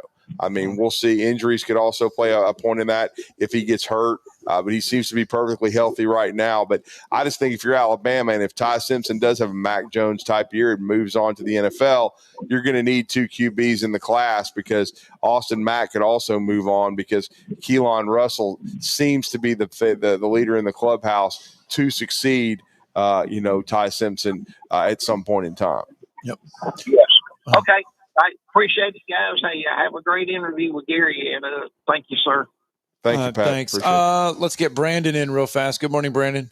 Hey, man, what's up? We back finally. Hey, I'm back. Man, I got to give credit to my wife. We went to Tybee Island the other day, and we got there, and she hadn't been there, I guess, since she was a kid. Right. And we walk up to that water, and my daughter looks at that water, and she said, "This water is dirty." And I looked at my wife, and she said, Galveston. And that might be the funniest thing she said in her whole life. How long did you start? Were you able to stop laughing after 5 minutes? I died. I said, "Woman," I said, "don't ever try to never make another joke." I said, "You will never get better than that." I don't even know how you know what that is. Oh my Lord! Next time I see your wife, I think I'm just going to walk up to her and say Galveston. Oh, Charles Barkley. Yeah, that's easily one of his top 5. Oh, I was going to say that's whole. I mean, every time they get on a roll, they all go back to Galveston with Charles. I mean, that was probably one of the funniest things he has ever said on a show was how dirty the water is in Galveston. Between that and talking about the women in San Antonio and a few other things, he's got a couple of really, really big hits. I just did not expect that out of her. I didn't even know that she knew what that was. And I told her, I was like, "You picked a restaurant tonight." I was like, "You got joke of the day." And then my son and them other kids on the beach were running around hollering Galveston the rest of the time. So funny stuff. I wanted to ask about the NIL deal when the House settlement went in, because I've been trying to figure something out, because I saw this whole situation with Felix Ojo and Texas Tech. And my question is this. So when the House settlement went into place, anything that was signed before that does not count going forward against the new numbers. Is that right? Yeah. Before that date, yes. Okay. That's why several schools... That's why several schools were trying, and Texas Tech, one of them, trying to get as many NIL deals as they could on the books before the House settlement was passed, because they anticipated. Now, keep in mind that these schools, they've got to win the Texas Bowl, on. Scott. They've got to win the Texas Bowl. They knew what was going on in the House. I mean, they had people coming back and telling them, "Okay, look, this is where it's going to be. This is what's going to happen. We anticipate they're going to be a settlement of $25 million per year on salary cap and NIL stuff." They knew what was going on. They didn't just wake up, the day before the House settlement and realize, "Oh crap." So a lot of these schools knew what was going to happen, and so they positioned themselves to sign athletes to big-time NIL deals before all this went into effect, Texas Tech being one of them, especially on the softball side. Okay, and on the situation where you've got people that commit, like we were talking about with Texas, I guess, a couple of weeks ago, and they are paying them a retainer to stay committed. How does that attribute to that money?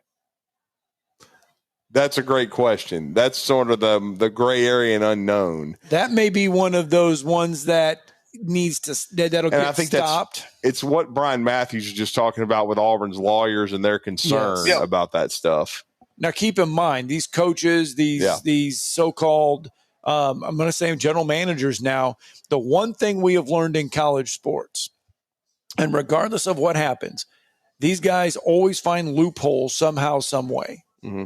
And they're going to find a loophole in this $25 million settlement, these collectives, these NIL deals. There's going to be a loophole, and they'll find it. They'll find it, and they'll use it And that may be one. That may be one of the loopholes that they find, or that may be one of the things that gets shut down pretty fast. Okay, I had wondered about that, how those numbers were being taken in. And I know this thing's probably going to mutate a little bit with some of these lawsuits and things going forward. But I was wondering how they were having to consider that as far as the group of people, the board, I guess, that is taking and making decisions on whether they feel like your NIL deal is legit. I'm trying to figure out, is this retainer money going to have to be reviewed by them? Or does that only activate once you actually sign at a college?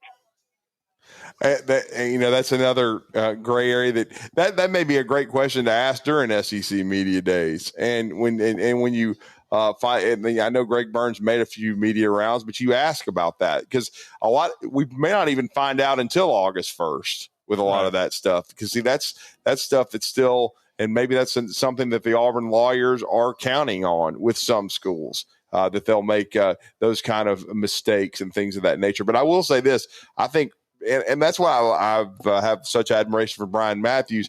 He doesn't ever, sugarcoat things. It is a gamble. It's a huge gamble right now, especially considering Hugh Freeze's strength as a coach has always been as a recruiter. And so if you're kind of, tying one hand behind your back, so you better get off to a good start during the season, because if you don't, then it's going to be tough to get recruiting momentum back, maybe even tougher than it was for Florida. Because this, like he said, if Auburn starts 2-4, I mean, that's going to be rough, because they've got the toughest patch of their schedule is, what Brian was kind of talking about, when you're at Oklahoma, you're at Texas A&M, and then bye week, and then here come the Dogs into I talked Jordan to Joe Hare. about that the other week. Me and Joe and John talked the other week about Auburn's schedule. Right. And I was at the beach, and we were sitting out there. I took the little generator and the TV, and we were cussing the Braves and everything else that was going on. And there was a couple of Auburn guys out there. And I said, have y'all looked at your schedule? And I don't think they really paid much attention. And then once they looked at it, I was like, yeah. I was like, y'all are in for a fun about 6 or 7 weeks in a row before you run into Kentucky. Yeah, there's going to be – the rubber's going to hit the road early. And by the way, Brandon, thanks for the phone call. I hate to cut you off, but we got to get one in here. You look at that Auburn schedule, it's brutal out of the gates, and there's a lot of what we call like potential red flags. Red flag for Hugh Freeze in those first 6 weeks. Hey, Jimmy Stein. We got to get Jimmy Stein in. I know we got more people holding, but we got to get a break in because Jimmy Stein's on the other end. We got to talk some Alabama football recruiting.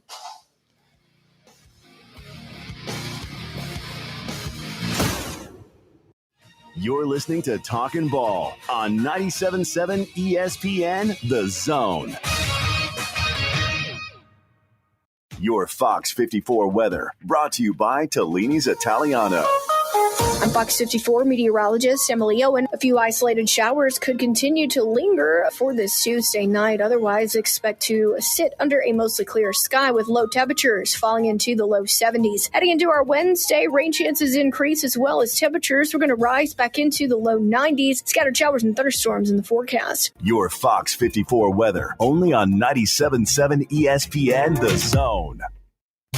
The Braves roll into the 2025 season with a singular focus. Bring home the division title and remind the league what Atlanta is all about. Swung on, driven to left center field and deep. That baby's out of here. Austin Riley. 3-0 to Olsen, and he powers one. Deep right center field to the wall. It's gonna fly. It's a home run. Back-to-back homers. 97.7 ESPN The Zone. Your customers deserve the best, and so do you. You invest in your customers with your heart, soul, and skill. Well, it's time to invest in yourself with the next generation Cat 255 compact track loader from Thompson Tractor. After all, those who give their best deserve the best, and this machine has it all.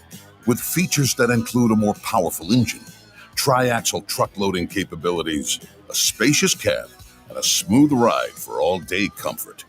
Best of all, now Thompson Tractor is making that investment even better with our Workhorse Special. Get 0% financing for 36 months on the purchase of a new Cat 255 compact track loader. that comes with a 3-year warranty. You also get a 74-inch bucket and 1,000-hour filter kit. But hurry, this offer is only good through June 30th. Visit ThompsonTractor.com for details. Thompson Tractor, we're here for you. Since 1983, Berkshire Hathaway Rise Real Estate's Ann Adams has been your local go-to real estate expert in the area.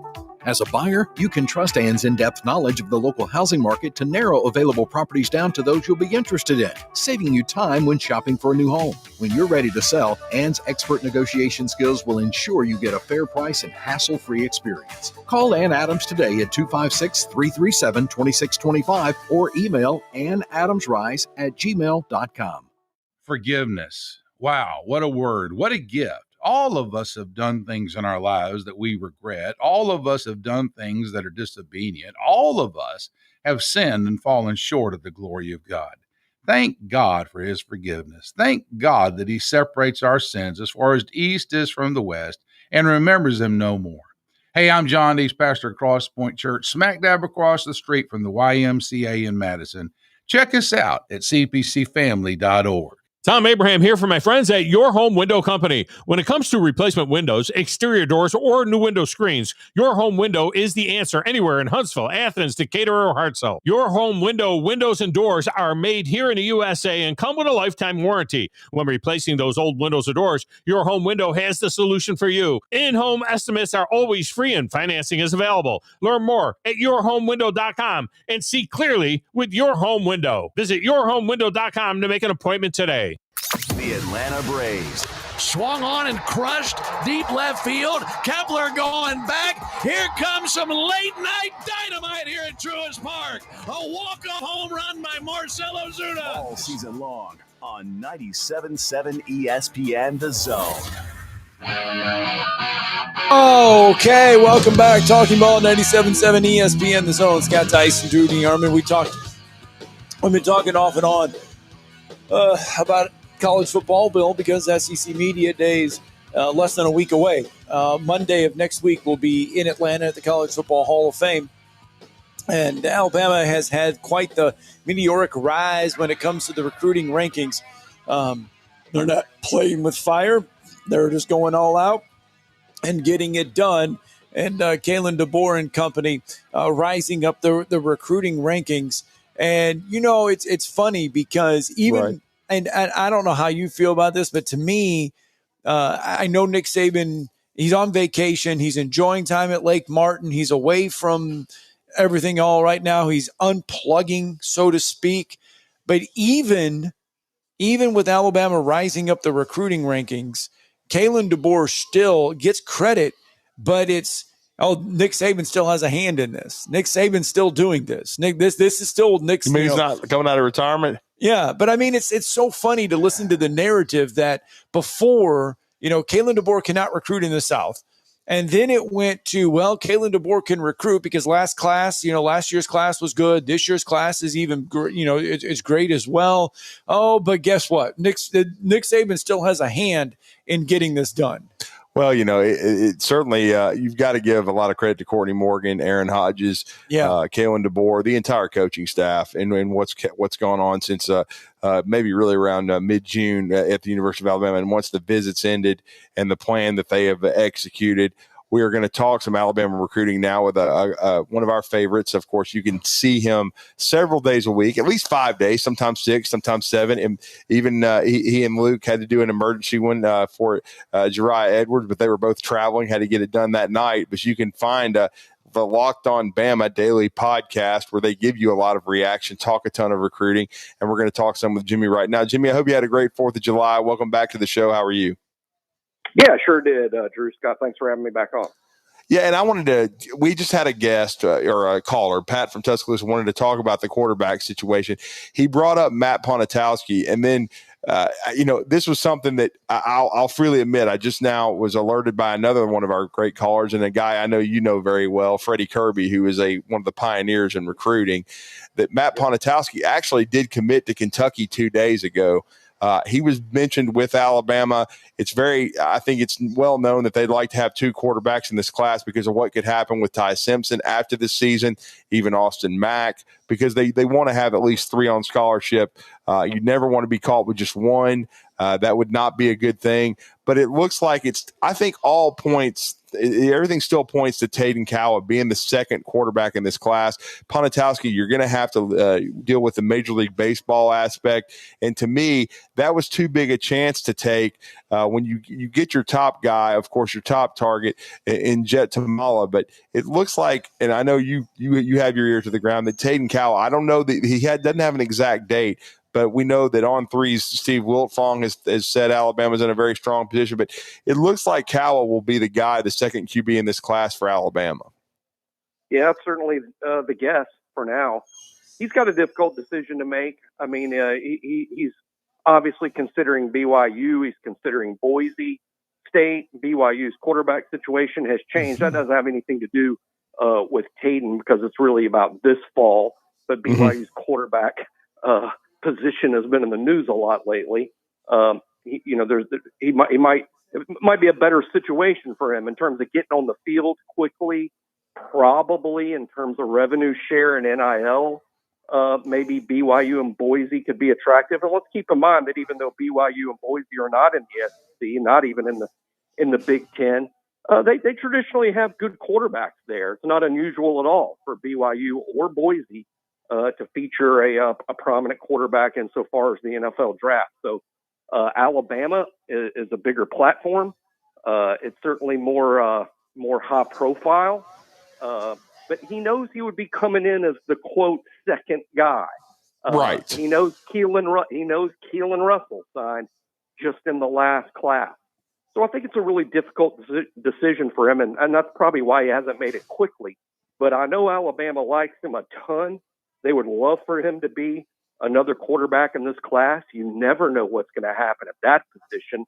I haven't looked at the numbers lately, guys, but gosh, even 2 or 3 years ago,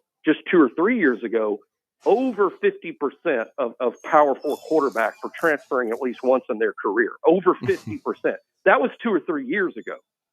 That number, I'm sure, is a little higher today. So you never know what's going to happen at that position. And having as many quality arms as possible is just vital, because you can wake up the next day and there's less people in that room than you planned. Boy, I know we're talking a little bit of recruiting, but Jimmy, those numbers right there just make you want to stand up and applaud Ty Simpson for hanging with it and staying at Alabama even more. If you're finding a reason to root for Ty Simpson, those numbers right there just prove why you should like this guy. Oh, absolutely. He showed, first of all, he showed a lot of loyalty to Alabama. There's no question he had multiple opportunities to leave. And, hey, let's be honest. Jalen Milroe was an older kid, who beat him out. Jalen had played at the time. Ty contended for the job as a redshirt freshman. Probably was an uphill battle for him. But then the offensive coordinator at the time, after the spring, brings in his own guy from Notre Dame, who then moves ahead of Ty Simpson on the depth chart. Yeah. I think when you look back on it, it's almost insane that Ty Simpson didn't leave over that, because that would have been hurtful for a lot of people. A lot of people would have been very disappointed. Now, Ty eventually beat him out. As we know, Ty Simpson outperformed Tyler Buckner in that game at South Florida. And when you woke up Monday after that game, one thing that a lot of people didn't notice but has helped Ty to this day is Ty became the number 2 quarterback the Monday after South Florida. So he started getting those number 2 reps, which are a lot more, that's a lot more work at practice than the number 3 guy, who basically gets a lot of mental reps and maybe some scout team stuff. But Ty earned his promotion in that South Florida game, and then things looked up from there. But during that period of time that Ty was number 3, it would have been very easy for him to get frustrated and leave. So I do think Alabama fans are very fortunate that Ty's still around, because I think Ty's going to be pretty good this fall. I've always maintained that. He was a 5-star for a reason, and all he needed was some time, because not every kid, even 5-stars, not every one of them come out of high school ready to play off the bus. Some of them need some time. Yeah, we certainly Mac Jones needed time for development. I remember when he referenced Mac Jones during his recruitment to Alabama, so he's followed much of the same path. So we'll see. But Jimmy, since we last spoke with you, of course, it was a very festive and productive 4th of July weekend for Alabama recruiting. Nolan Wilson into the fold, and in that commitment is gargantuan to me because of the defensive line aspect. And then Jeriah Edwards, maybe the best safety in the cycle, but a couple of huge pieces for Alabama, and now they stand at 18 commitments.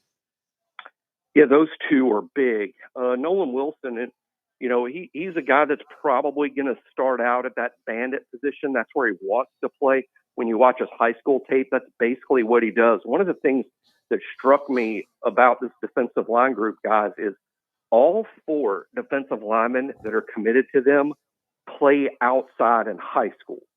Mm-hmm. And some of these guys project to be interior players in college. But even Kamarian Johnson at Muscle Shoals and J.J. Finch, Jamarian Mathews, and now Nolan Wilson, when you watch their junior highlight tapes from high school, they all line up outside and rush the passer.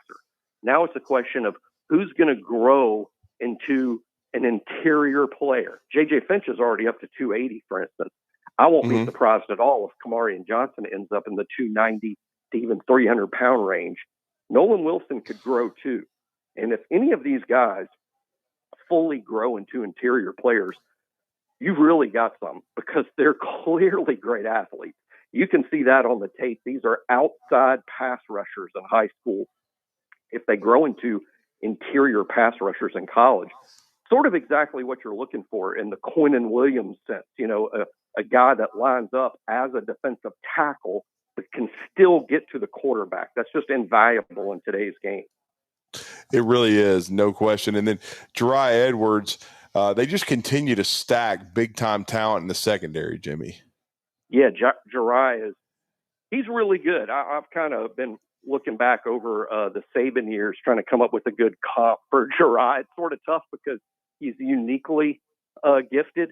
He's really, really good in the box. I mean, that's where he stands out. And by that, I mean, he is a downhill attacking safety in terms of getting after the run game, making tackles down in the lower zone areas on tight ends and backs, just super physical, probably a little reminiscent of Landon Collins in that way. Nice. But where he might be different than Landon is, in third down type situations where the other team is certainly going to spread it out and throw it. Jeriah actually doesn't play center field. He actually gets down in the box again and plays a lot of nickel corner at his high school. And I think that shows or proves that his coaches at that level really believe in him as just a strict cover guy. So he's a guy showing up with probably better man-to-man skills than Landon ever had. So I'm not even sure that Landon's a good comp for him. I'm sort of settled on Xavier McKinney, who was really similarly sized. Jeriah measured a little over 6'1.5", 208 at his Alabama visit. Heck, Xavier McKinney today is 6'1", 197 on the Packers roster. So Jeriah's actually just slightly bigger than McKinney. But Xavier McKinney was a really good combination of physical tackler at the line of scrimmage, but could also get it done in coverage. That's why X has had such a really good NFL career. So I think Jeriah's kind of similar to Xavier McKinney. And very interesting. And then, Jimmy, I guess all these Alabama fans now, they're going to be focused on the Tank Jones watch. Yep. Yeah, he's the most highly decorated player that remains on Alabama's board in terms of somebody that could give you a real booster shot with recruiting rankings. It's going to be difficult to land him, even though he's from Mobile and an Alabama fan. And I just say that because Alabama's getting pretty full. That used to mean when you were pretty full, that meant, okay, if you look at our 85 scholarship, if we give a scholarship to this guy, we're flirting with that 85 number and it could create a problem for us. That's what it used to mean when you're full. But in 2025, being full means our revenue share promises are sort of adding up and getting closer to the cap. There's a hard cap with the revenue share. And the later you get in the recruiting process, and after you've racked up a lot of commitments from high-profile guys who come with a price tag. That's what getting full means now. So where is Alabama with that? What is Tank Jones willing to do? And keep in mind, Alabama's going up against Oregon and Texas A&M for Tank Jones, who obviously have the same revenue share dollars Alabama has. But, they've long been big players when it comes to the NIL part of things. So where's Alabama stacking up with that versus Oregon and A&M? And how much does his Alabama fandom, how much is that worth to him? He wants to play Wolf, an outside linebacker position. Most project him to grow into a bandit. Well, you just signed Nolan Wilson, who's going to play bandit. You have Bryan Mathews, who's probably a long-term bandit as well. So you factor all that in, and it's why I think you won't find people certain that even though Tank Jones is in-state and from Mobile and an Alabama fan, there's not certainty with him. He may end up at Alabama. It's what Alabama wants. We'll see if that's what Tank wants. Well, and I've got to ask you before we go, too. This happened just yesterday. Later in the day, it was reported by L.com's Thomas Ashworth that this interesting transfer across the United States to Thompson High School, interior defensive tackle, had been committed to Oregon. Now reopens his recruitment. Velami Maola, that's the best I can do right now, Jimmy. But do you think he will be of interest maybe to Alabama because they'd like to get another defensive lineman? I know. I'm sure this is a kick the tires type situation. I mean, I don't think they can help but kick the tires here because now you've got a high-profile kid at a need position that has magically just moved to your area that you apparently had little to do with or nothing to do with. Yeah, all the way from Oregon to Thompson, Alabama. I mean, Alabaster. Yeah, that screams. I just picked this one out of the map and said, "Let's go to Alabaster." Yeah, it reminds me of when I was doing quite a bit of work at QB Country when California decided they weren't going to be playing football during the COVID year. Yeah. And dads and parents all over California were calling QB Country in Alabama going, we got to play high school football somewhere. Where can we go? Like, well, don't talk to us. You got to talk to the schools. But it kind of reminded me of that when I read that story yesterday. It reminded me of that craziness back in 2020. But, gosh, you kick the tires on him. I think we have to remember, I don't want to spend the whole time, it seems like every interview talking about revenue share, but you made a lot of promises there. I think adding new names on the board really late when you've already budgeted some things. Right. And, that's a situation, right? I mean, it's not like in the old days, you just made room for somebody. You could just make the room. With a hard cap, you can't really make the room there. You got to do it if you can through NIL. Maybe the kid doesn't care about that as much. Some kids don't. Some kids don't prioritize that like others. I think that's why I would use the phrase kicking the tires, just to see, would this kid be interested? What would it take? Is this guy a fit? Just because Oregon would take him does not mean that Alabama would watch the tape and agree. I mean, and I'm just hearing of this guy, yesterday, like everybody else. Exactly. I don't know. I just know this, that I think a lot of fans will be surprised just because a kid carries a bunch of stars next to his name doesn't mean every single coaching staff is on board with how good the kid is. That's just a fact. The vast majority of players out there, guys, the majority of them, if you have all 10 assistants in a room watching tape and they watch the tape and then they go around the room, is this guy a tape here? You're going to get a split of opinion on just about every kid. There's a small list of kids who are just automatic, no doubt about it. This is the guy we want. Yeah, well, certainly you bring up a lot of great points and the revenue share and the cap have to come into effect because I think Alabama would probably be max 22, 23 guys, and they've already got 18. It just shows you how the cap used to be 25, and sometimes you could oversign. You won't hardly ever see that anymore, even though I know USC somehow has 30, 31 commitments. We'll see if they all last. But certainly, Jimmy, we appreciate it. Let everybody know how to connect with you guys over at Locked On Bama. Yeah, Locked On Bama. A lot of people watch us on YouTube, so you can get the video, but plenty of people listen on the audio as well, wherever you find your podcast. Locked On Bama, part of the Locked On National Network. Thank you, man. Thanks, Jimmy. Appreciate it, guys. Jimmy Stein, kind enough to join us there. We are just about done with this whole extravaganza of a 2-hour time flies show. when you're having fun. You know, and it's been good being back here. It's been good. We've had breakfast at Wimbledon this morning. That's been fun to watch. Yeah. We will actually do 4 shows this week, so we will be working on a Friday. Well, we did it in reverse. We took Monday off instead of Friday, man. I know. Phones ain't going to be broke Friday. Nope. Everything's going to be good. Bills are going to be paid. We're going to do a show on Friday. Then we're going to head to Atlanta on Sunday. Now, just so you know, the University Kia will be the official transportation provider once again for this road trip to Atlanta. But Atlanta does fall out of the mileage range, so they are going to have to take care of a car through rental company through me again. I don't know what we're getting. Well, we'll see. He goes, how many people are going? And I said 4. Okay. So I don't know what it's going to be. We could be. I just know we're not driving our own cars. University Kia, kind enough to be the official transportation provider for us on SEC Media Days once again. Our good friend Arthur Seaton, Mike Lucente, they're taking care of us. Tom Luganville here from